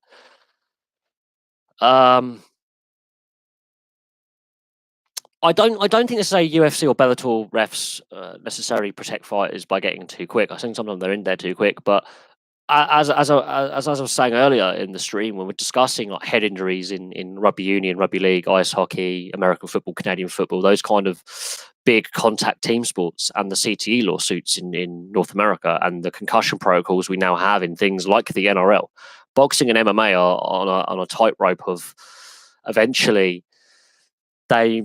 People will switch off. Parents won't want their kids, taking part in kickboxing and martial arts and boxing and things like that because of the risk of head injury. We're already seeing in some jurisdictions rugby having, parents getting into this moral panic when actually the debate is not that head injuries happen, it's how you look after said athlete. And boxing, we've seen so many boxers have really bad bleeds on the brain, comas. MMA, same thing.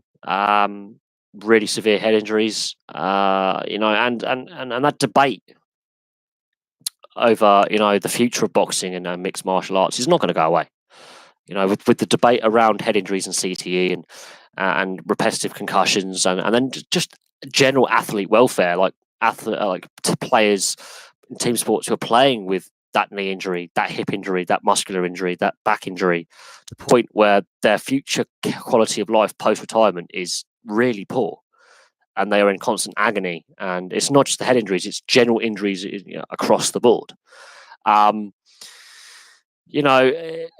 It's like their pension kind of scheme, their healthcare and the care of them post retirement. That's why these CTE lawsuits were brought. It's not just for brain injuries; it's for all injuries and the welfare, both mental and physical, post retirement. A lot of players who are solid in rugby union, football, rugby league, ice hockey, American football, Canadian football, post retirement, they're ignored about, and it's only the superstar players that might, have a decent retirement. But the average player, unless they've learned a skill like carpentry or painting, decorating, stuff like that, and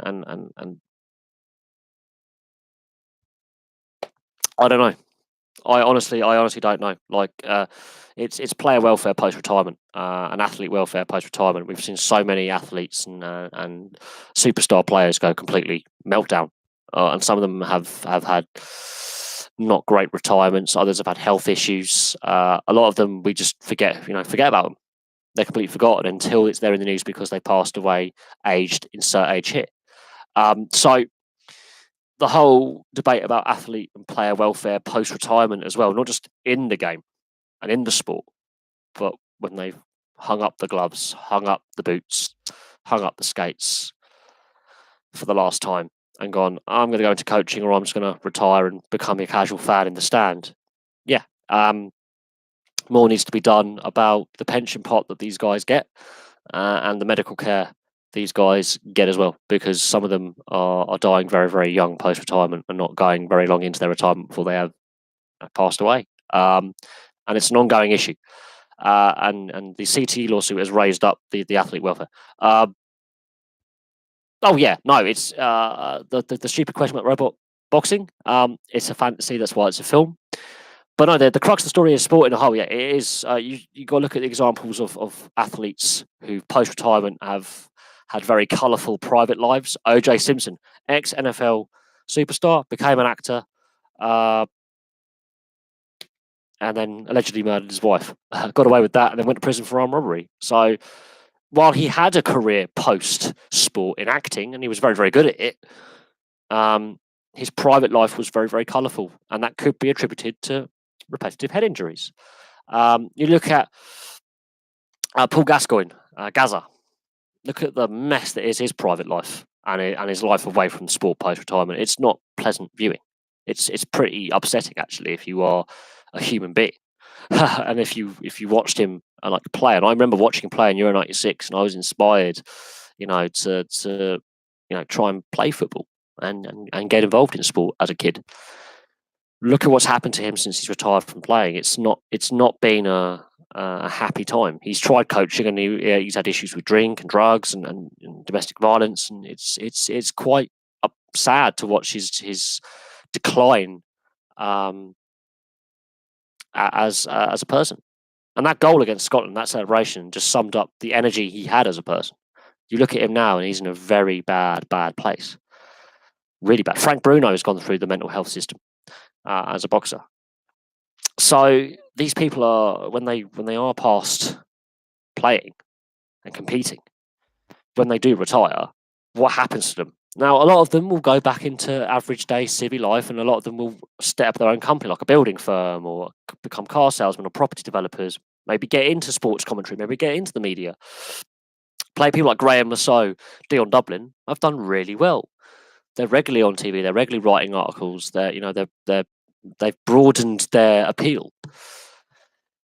But Paul Gascoigne, for example, it hasn't gone so well. And this is where the FA and football and the PFA in general have failed him. Have absolutely failed him.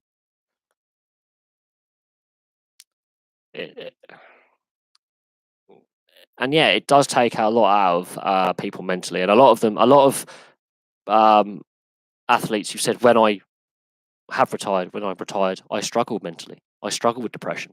I struggled with day-to-day things because you're so used to being in that high-pressure environment day in, day out for 10, 20, 15, 25, how many years they were a professional sportsman.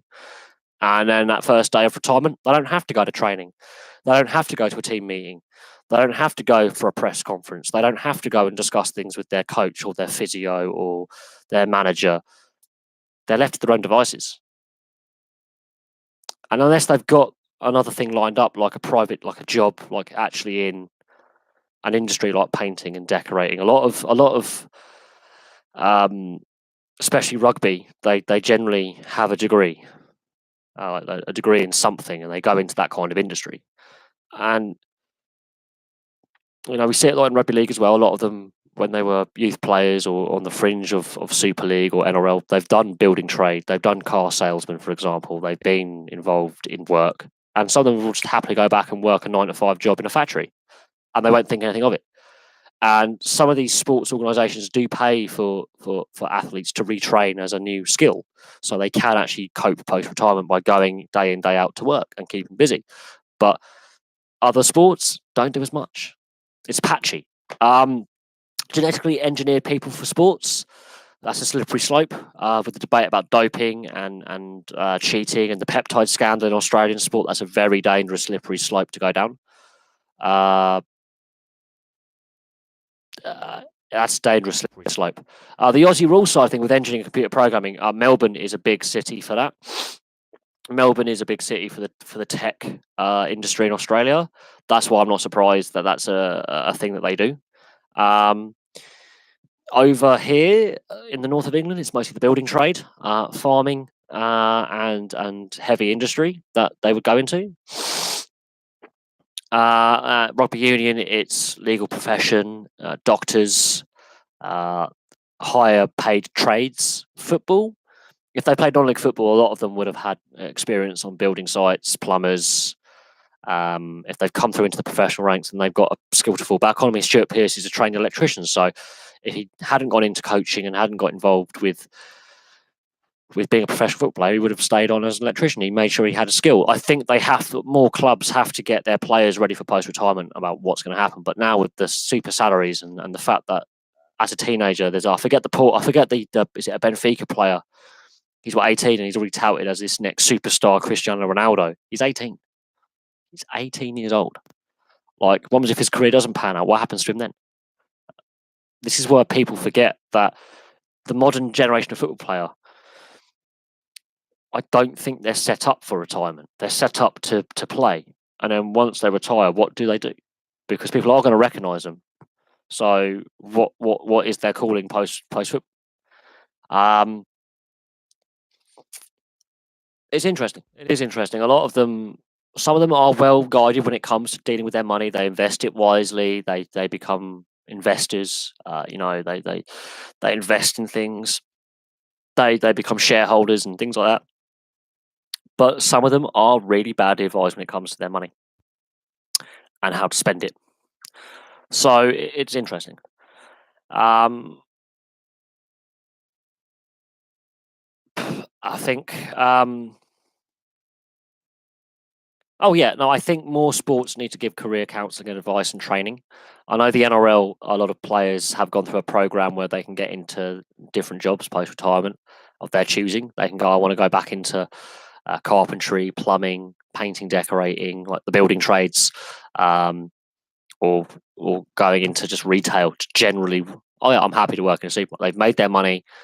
They just want to do a 9-to-5 job just to keep themselves ticking over, and some of them go into the media, and it's all about looking after players post-retirement. That is a big debate that has been had in sport over the last 20-25 years.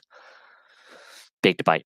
It's also to do with the player welfare. It's also to do with the injuries. Some of these players, when they retire from playing, are so buggered from injuries that they can't really actually have a physical job, because they're in their ankles, their knees, their backs aren't in a good state. The Premier League, I don't think I rate it highly. I don't think I would rate it very highly.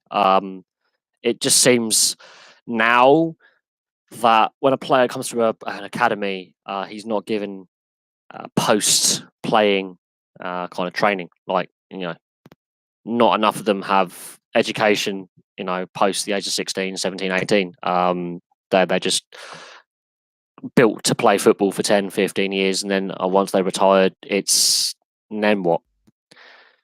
And a lot of them don't live in the real world, as in the sense they're in a bubble from a very early age. They're given these big money contracts really early on, and they haven't actually had to do things outside of football. They've never had to work a part-time job whilst they're in the academy. They've never had to. It seems, I don't know if this is the case or not, but it seems that they're not really prepared for life after football. And I think we are risking a generation of young people now getting in their head that they're going to be multi-millionaires. They're going to be worth a lot of money, and they don't have to work ever again. And a lot of them do struggle with mental health and depression post-retirement. It's not just, as we started on this bit of the thread head injuries, it's a much wider issue when it comes to player welfare post-retirement. How they're looked after. Are they given the skills to contribute to society? It doesn't matter. It doesn't matter if they're a furniture salesman, a car salesman, working in a high street bank, working in a warehouse, even investing in the stock exchange, or even if they're just generally retired and they've saved up their money. A lot of them aren't well guided when it comes to looking after their money. They're given these big money contracts, and as we've seen with Neymar, the allegations against him, they're not really looking after them. On the Aussie rule side of things, Lots happened in Aussie rules in the last 5-10 years. Ben Cousins and the way the league and the teams he played for and what happened with him being basically a functioning drug addict, and the peptide scandal at Essendon. They're the two big things that have really exposed the AFL for some of its failings. I think the Ben Cousins one is a prime example of a player who was badly advised, badly looked after, and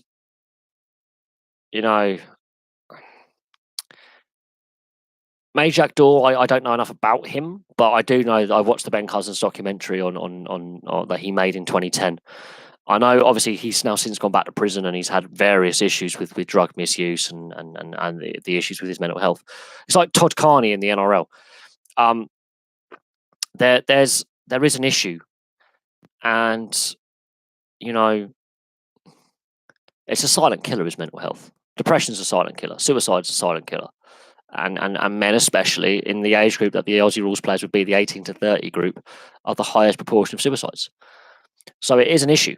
It's a social issue just outside of sport, but sport has a way of tackling it by being that kind of like space where, because young men look up to these sports stars, some of them won't necessarily make it as players, but they'll be fans of the sport. If their idols can speak out about these issues, it puts pressure on the governing bodies, and it puts pressure on society as a whole to do something about it when a high-profile athlete goes, yeah, mental health is a big problem. Suicide's a big issue.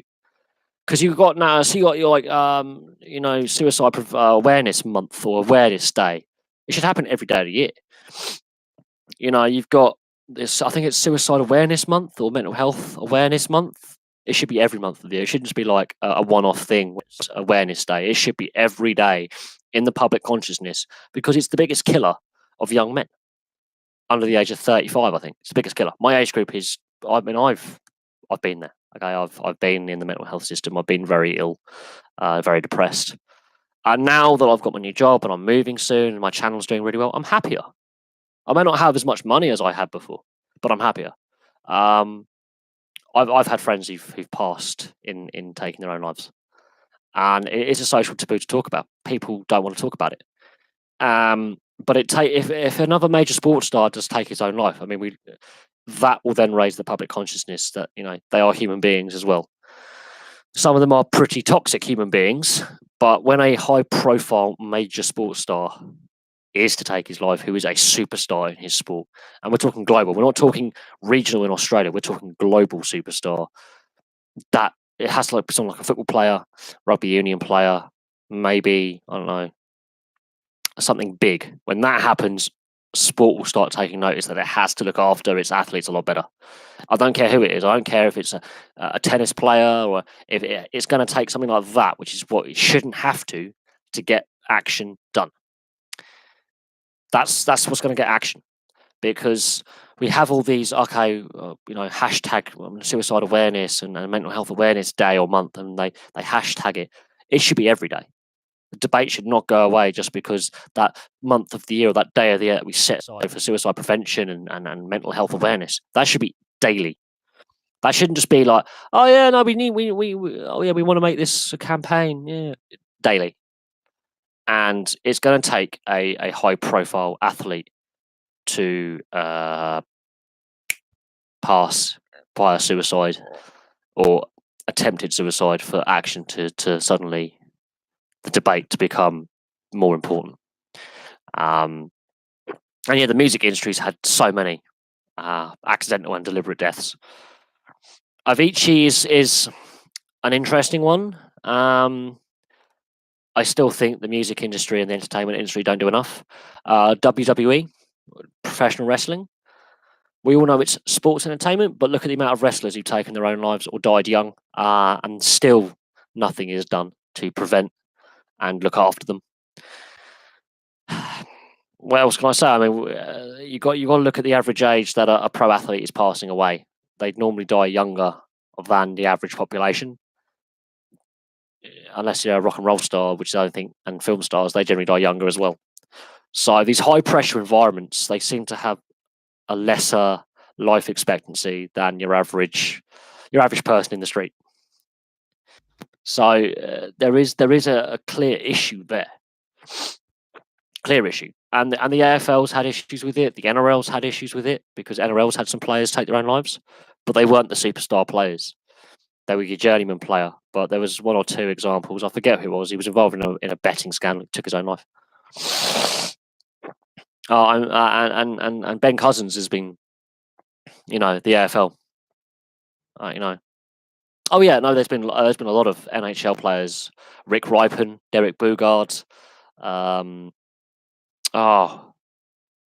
was a guy. I forget his name now. It's going to frustrate me. There's been a whole host of them. Have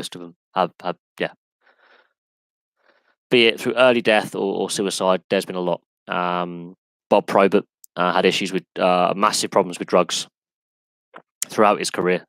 He died a few years back of natural causes, but he had massive issues with mental health issues, drugs. Rick Ripon took his own life. He was, I forget how old he was. He was late 20s. Derek Boogaard, accidental overdose. Yeah, no, the NHL and ice hockey in general does have problems. There's been a few current and ex-players who, in their time, have attempted to take their life or have taken their life. Mike Ribeiro's had to retire for mental health reasons. While he's not a very popular guy in hockey circles, he had alcohol problems. It's a known issue. It does have problems. And again, I don't think enough is being done to tackle those issues. It's going to take a big superstar. If we're talking about the NHL, it seems the way they deal with it is it's an interesting one. I've heard this debated on a fellow channel of the hockey guy. He's done some videos on this, looking at some of the teams that had drug problems back in the 80s and 90s, like players like Bob Probert and Grant Fuhr. Grant Fuhr came out and he got thrown under the bus. Bob Probert got thrown under the bus. They didn't. I don't think they did enough in looking after him. The culture in the 80s and the 90s was a party culture off the ice with a lot of teams. It's not just the Edmonton Oilers and the Detroit Red Wings. There is a much wider malaise there, and there are still the odd rumours about certain players and certain teams still having this kind of culture. It's not as widespread now, but the testing culture and the testing regime in the NHL is pretty piss poor. I think, they seem to punish than actually help. There's been a couple of players who've said, I've got alcohol issues or I've got problems. Like Mike Ribeiro decided to retire rather than fess up. So I've relapsed. He decided to walk away from the sport. But the two best examples I can give of players coming out at some point and admitting to issues with drink or drugs were Grant Fuhr of the Edmonton Oilers and Bob Probert of the Detroit Red Wings. And the Bob Probert documentary is heartbreaking stuff because the NHL did fail him massively. The fact that he was a bit of a tough guy is one of the toughest guys to ever play the game, and he could fight, but he could also score 20, 30 goals a season. He was a skilled player who could fight. It's irrelevant. He had issues with drugs and alcohol from a very early age, because the drinking age in Canada, I think, is 18, 19. He was drinking from the ages of 15, 16 when he was a youth player, when he was billeted with, he was having sex with his billet family's mum. That's basically comes out in his documentary about his life. Then you have to look at Derek Boogaard. He wasn't looked after when he was injured. They just dosed him up with meds, and he developed a big drink problem. These are the examples I can think of off the top of my head where the league has failed players who failed drugs tests. I mean, Derek Boogaard failed a multitude of drugs tests and was never actually banned. And he was allowed to sit in his apartment in New York by himself when he was playing for the Rangers, and he accidentally overdosed on prescription meds and alcohol. He should have been in that situation, and the league failed him. Bob Probert was failed by the league, and Grant Fuhr was failed by the league. The Grant Fuhr story is a bit more complicated because, I think he did admit he had a problem, and because he was a person of colour, because he's mixed race, that still has connotations of racism to the Grant Fuhr one. But no, he was thrown under the bus when a lot of other players that were his contemporaries, as his teammates and opponents, were also bang on it. There's been a lot of it in the. I think the NHL has not necessarily done its best. It seems to punish those who admit, I've got a problem. Can you help me? They seem to put them on these really, like, they can't. Don't let them play necessarily. They sort of suspend them, which I don't think is the right way to do it, because their job is to be players, and if they can't work, then that's going to make them more depressed and more likely to have issues with substances, be it legal, prescription, alcohol, or illicit, and that's something they've got to look at. Grant Fuhr was exceptionally honest, and he got thrown under the bus. Bob Probert has since passed away, and Derek Boogaard has since passed away. Rick Ripon took his own life. There are issues there within the NHL, and I don't think they're fully accepting their role they have to play in making sure that the player welfare is looked after. They really don't. And I forget there are a couple of other players who have taken their own lives in the last 10 years. I think there's about 3 or 4 of them, and one of them, I've forgotten his name, and he actually played in the UK for a season, and I forget his name, and it's really bugging me because I've seen him play, and it's really pissing me off that I've forgotten his name. But yeah, no, there are issues there, and it's the same in rugby league. It's with Zach Hardacre having his issues with drink and drugs. As a prime example, he used to play for the Penrith Panthers for a brief stint, but Castleford and Leeds, Featherstone, he's been abusing drink and drugs from a very early age. Todd Carney in the NRL, being deregistered and not allowed to play in the NRL, but he's still playing rugby league, but he's had issues. Mitchell Pearce, famously, his drink problems. So the NRL and Super League has these issues as well. Rugby Union, Danny Cipriani, he's regularly in the news for being drunk. And doing silly things off the field. The problems are there, and I think football, or soccer, as you would call it, has just, the issues are endless. You just got to look at Paul Gascoigne as a prime example, but he's not the only one to live the playboy lifestyle and then struggle post retirement and have a colourful off-field private life. There are lots of them.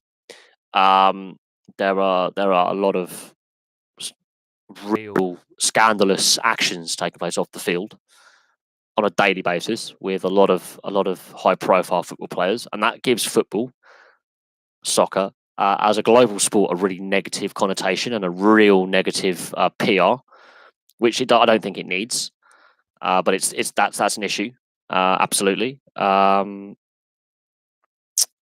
But some other sports like rugby league and rugby union have these issues as well, and they're starting to become more prevalent. The more the game has more money in it, the more it's happening. And I don't know. I mean, football's, for some reason, George Best, there's a prime example of someone who didn't fulfill their fullest potential. One of the world's greatest players. Look at what he did off the field. Never played at a World Cup. And Northern Ireland in the 80s and 70s had some really good players. And yet he never fulfilled his international potential. And some say he was a flawed genius. Diego Maradona. We can discuss Diego Maradona and his off-field antics involving narcotics and alcohol, and some of the things he did. And the '94 World Cup is the summing up of his flawed character. And you can look into his off-field controversies. And that '94 World Cup, that goal against Greece, his last ever goal for Argentina, one of the best goals he ever scored. The fact that he doesn't remember it, and the fact that he had enough narcotics in his system to kill a racehorse, tells you all you need to know about the state that he was in for most of his career. From his time in Barcelona, through his time to Napoli, through his time with the Argentina national side, all the clubs he played for, he was bollocks off the field on drugs and alcohol. He was never sober. He had issues. By the time he won the World Cup in '86, he was already a regular cocaine user. And by the time he got banned in '94 for his amphetamine, barbiturate, cocaine-fueled goal celebration, He had been abusing drugs for nearly 12, 14 years. And the testing regime was so flawed, he was allowed to get away with it until he actually failed. It was so obvious he was high as a kite that they decided to test him that day. Had they not tested him, he might have played the whole World Cup and Argentina might have won in '94. We will never know. But his legacy is tarnished by several incidents. The hand of God, starting an ethnic riot in Spain during the Copa del Rey final, and his drug-fueled celebration in '94. His off-field antics are well known. Had he not been caught and banned that day in '94, Argentina might have won.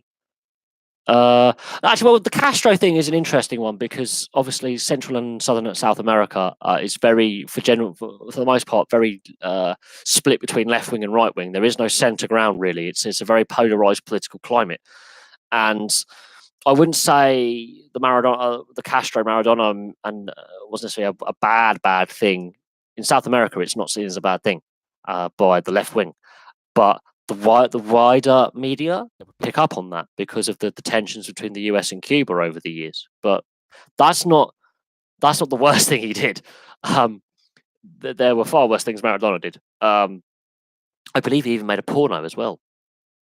Maradona, and then the World Cup last year when he was high as a kite, and you can tell he's taken a lot of drugs last year in Russia. I mean, Maradona is a controversial figure, and always has been, and he will continue to be so.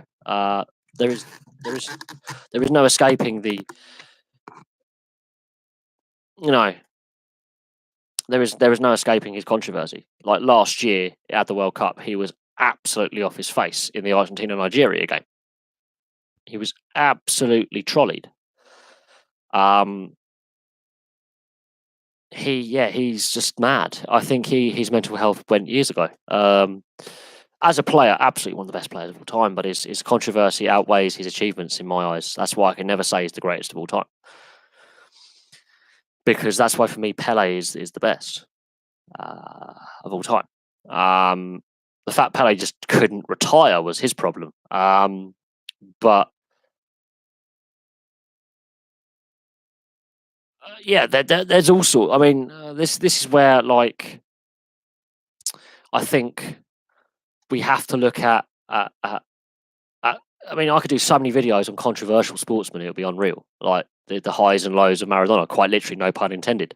The controversy surrounding him, the controversy surrounding Paul Gascoigne. They are contemporaries. Okay, they were playing football at the same time, for and against each other. They are very, very similar in how they are exceptionally skillful attacking players who are also exceptionally flawed off the field. And they're still controversial to this day. And we're having it now in rugby with players like Cipriani in rugby union. There's a reason why he's not in the England side. And it's not for his lack of trying for skill and his ability on the field, it's what he does off the field. And his private life is exceptionally colourful. And it's going to be interesting to see when he does retire, what actually happens to Danny Cipriani and the issues he's had off the field if they take over his life. We're seeing it, we do see it. It's the NFL, oh my God, it's just scandal after scandal after scandal with the NFL. The NFL is a mess.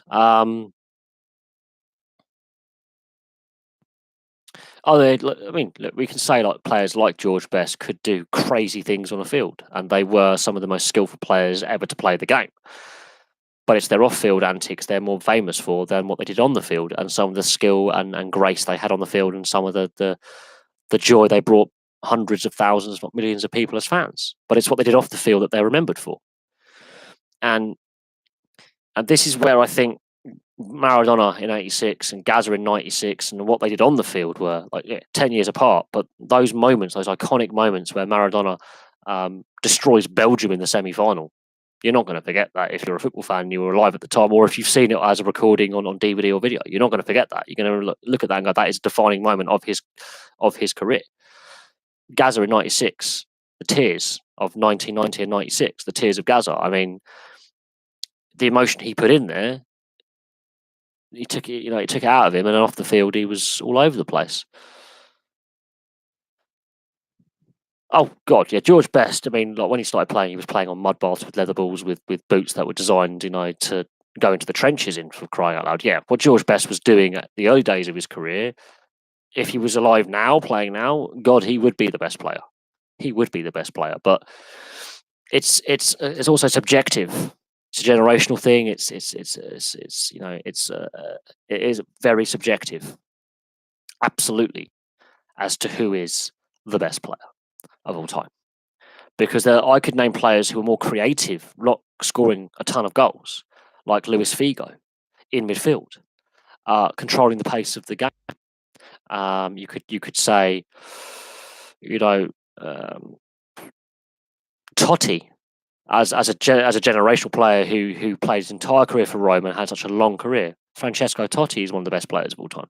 Not known to be a crazy goal scorer, but are consistent every day. He would put 110% in. There's a reason why he played till his early 40s. You could say, Paolo Maldini, best defender of all time, never won the World Cup. Cruyff, the most talented player, again, never to win the World Cup. Any of the Brazil side from 1982, like Socrates and Zico. You could say Rivellino of the 70s with the mustache. There are a lot of Recoba. Oh my God, he was brilliant. You just give him a free kick and it's in the net. He'll do something with it. Chev Anton, Diego Forlan. You could look at a whole host of players and go, that player is pretty good. And at the same time, it's like Torsten Frings. He didn't score many goals, but when he did score them, they were thunderbolts. And that's like 30-yard screamers. Michael Ballack could score a 30-yard screamer. Bastian Schweinsteiger could score a hat trick in the third, fourth place game against Portugal in 2006. And you've got these players who can do these things. Miroslav Klose, he was all left foot and couldn't score outside the box, but he's got the World Cup record for the most goals at the World Cup. He's not the best player. He's just very good in the 6-yard box, just sticking his foot out and poking it in. There are some very, very good players, and then there's some exceptional players who don't get the recognition I think they deserve. I would personally, I would definitely have Diego Forlan in my all-time 11. Gabriel Batistuta, Hernan Crespo, I would definitely have them in if I could choose a squad of any players, I could definitely have them in my team. Matt Le Tissier, one of the best midfielders England's ever produced, never really selected at international level because he played for an unfashionable club in Southampton and wasn't necessarily the fittest body-wise. He was a bit chubby and a bit slow, but he had quick feet and he had a brilliant brain and vision. Darren Anderson.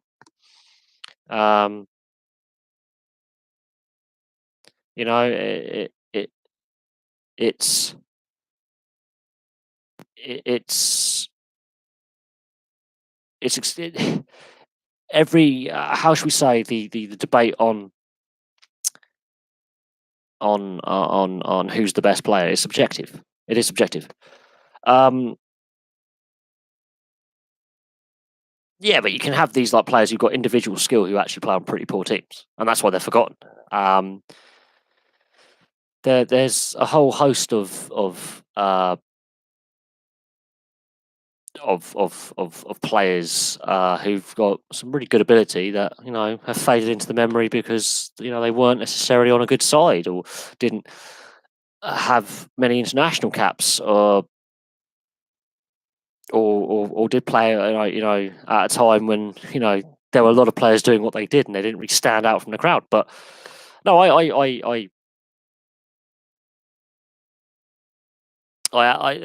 mean, it's the same with rugby union, rugby league, ice hockey. Oh, Benny McCarthy. Yeah, I've had the joy of seeing him play. I mean, he was a Blackburn player for a while, exceptionally rated. Started his career at Celta Vigo and in the European leagues, and was a very, very good player. I think he wasn't a top player, but he's a very good player. I think he was tremendous energy and had a fair bit of pace. Would I say he's the best player ever to play in the Premier League? No, but at the same time, he was still an exceptionally talented individual, and he comes from a country that doesn't necessarily have the player depth that other countries have. And South Africa post-apartheid, yeah, he is a poster boy for South Africa post-apartheid, absolutely, and he was a very, very good player, solid player. It's a pity that maybe he didn't score as many goals as he did, or didn't win two guy. That is a different kettle of fish. One of the best players I think I've ever seen technically. His dead balls, free kicks, and distance. It's like Pedro Mendes. From distance, two guy and Pedro Mendes, very similar players. They could score a goal from 35, 40 yards. And they could put power into a shot. They could put power into a cross. They could do things with the ball that, shouldn't be done. And two guy, I think, absolutely. Two guy and Pedro Mendes as two players, I think, definitely underrated. But again, they played for sides that weren't the most successful teams. They were overlooked because teams above them in the league were getting more European football, more trophies. They were overlooked. But two guy, absolute machine of a man. He could keep going all day long. Very similar. I think it was similar to Emre. Emre and two guy both played in that decent. That was a decent Turkish side in the 2000s. They were key to their midfield. Pedro Mendes, very underrated as a midfielder. Energy guy, play with a smile on his face, just energy guy.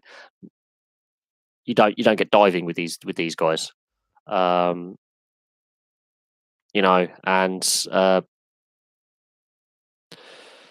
it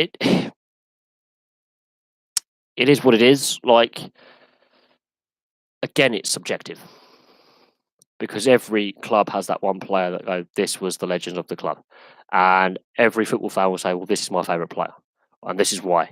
And it's not all about this Ronaldo, Messi, who's the greatest of all time. I think, honestly, they're not the best team players out there. Some of the names we've mentioned are more team players because they will bring other players into play. And Rustu, Rekaba, Rustu.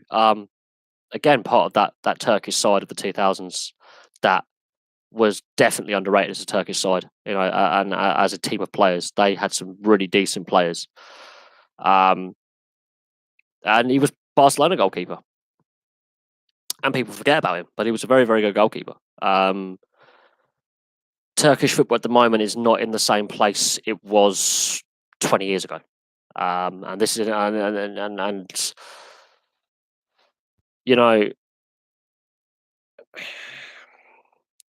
it's like troughs, peaks and lows. Turkish football 10, 15, 20 years ago was they had some really good players. Really, really good players. Now, not so much.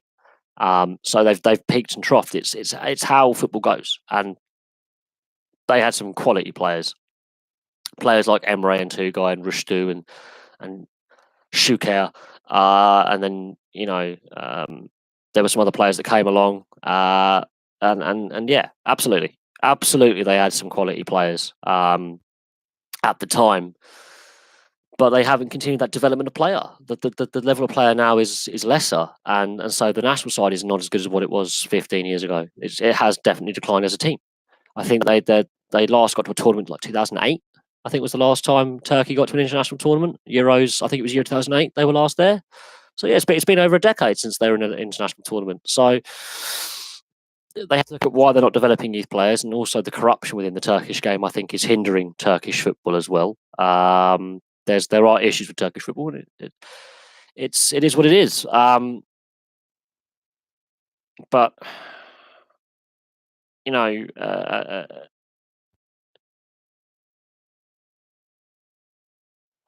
I think boxing's got problems, as I said throughout the live stream. If you look at the debate about CTE that we're having in contact sports, head injuries, and what happened to Anthony Joshua last night, and how he was convincingly outboxed by an opponent he and his team oh yes, his followers, his retinue, definitely underestimated a guy who was just had worked so hard to get to the top level. And the interview he gives afterwards, he goes, "I'm so proud of being here and achieving what I've achieved."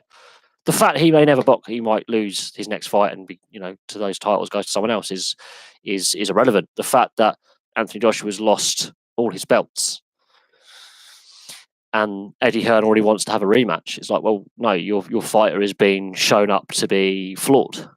And Anthony Joshua can definitely fix his weaknesses, absolutely, but he's been overrated for so long, and yeah,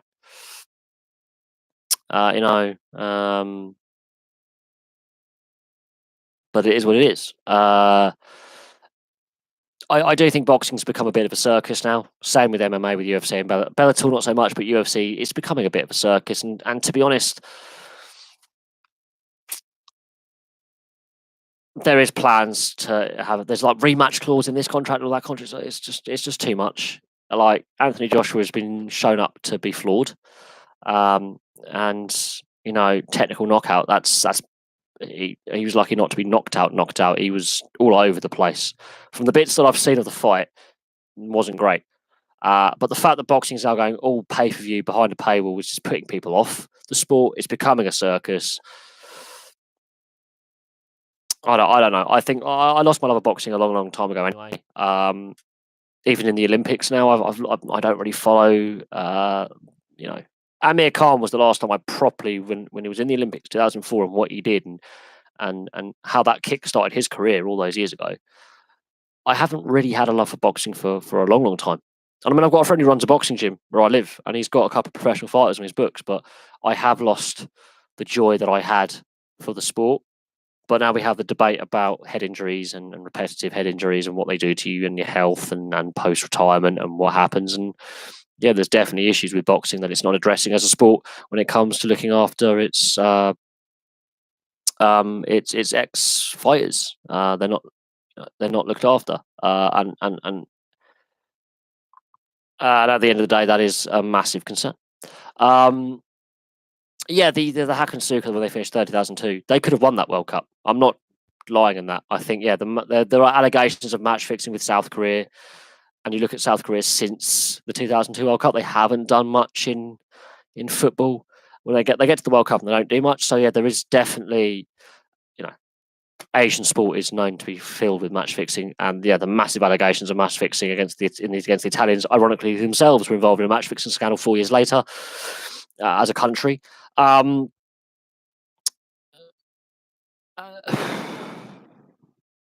We can debate, that 2002 World Cup and the South Korea-Italy match to death, and it has been debated to death, and the conspiracy theorists have gone on about Italians, as Serie A proved with their match-fixing scandal a few years later, are not innocent when it comes to this either. But that was the most shocking refereeing display. That was the most, clearly fixed match I've ever seen. But it's in the past now, it's done, and we move on. And it was nearly 17 years ago. We have to move on. A lot of the players involved have retired. We have to move on because Italy went on to win the World Cup 4 years later, so they got their redemption. If you think about it, South Korea have done nothing in global football since then. So at the end of the day, the proof's in the pudding. Italy have been world champions, got to a couple of Euro finals. South Korea have never got out the group stage of a World Cup since. So we know where we lie in that. We sort of know that the proof's in the pudding. The rematch at Wembley, yeah, there are rumours that's going to be arranged, but I think we have to look at how, is Tyson Fury the better fighter? I think yes. Oh yeah, Trapattoni losing his marbles, Maldini going nuts with Nesta and Cannavaro. They're not happy. A whole host of Italian players just bemused by the refereeing, and we can debate the what happened in Korea in 2002, but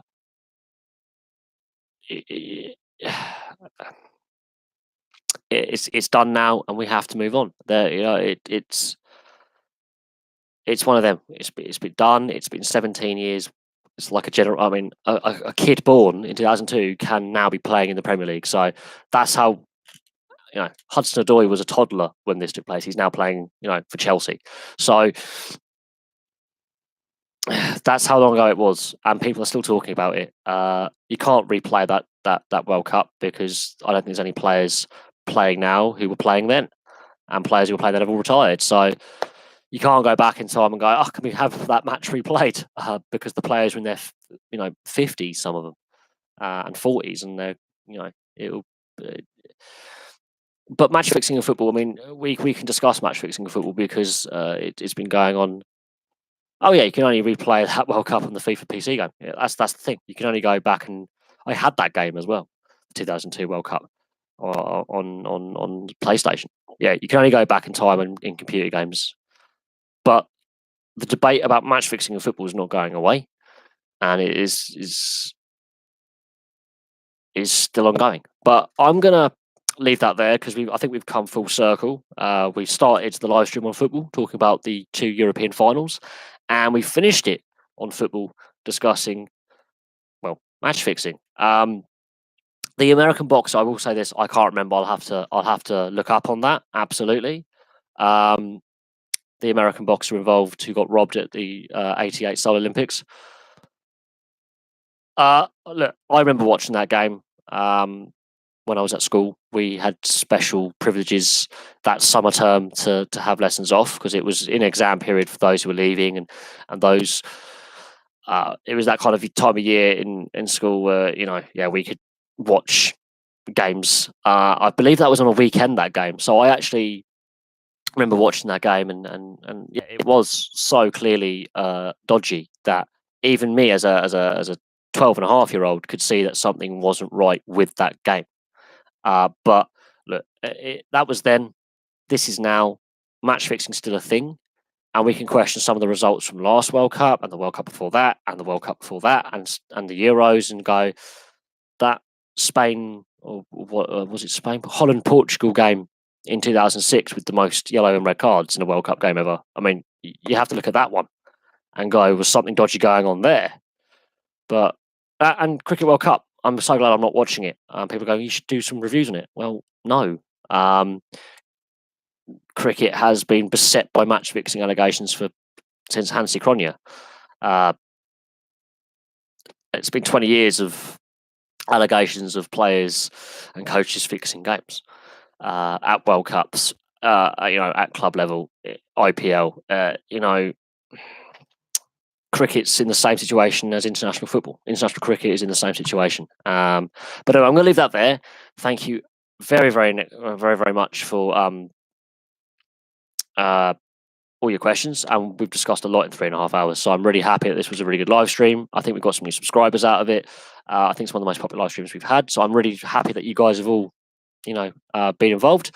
I'm going to get ready for the Challenge Cup quarterfinal. It's going to be on the telly, and I'll have some more videos for you soon. Also, if you missed the beginning of it, you can rewatch the live stream in full when it's fully uploaded on the channel. And if you missed out any questions that you wanted to ask, whack them in the comments section, and I can do videos and discussion in the next live stream with those questions, and we can go through some of the questions that are left in the comments section. Thank you very much, and I'll see you very, very soon.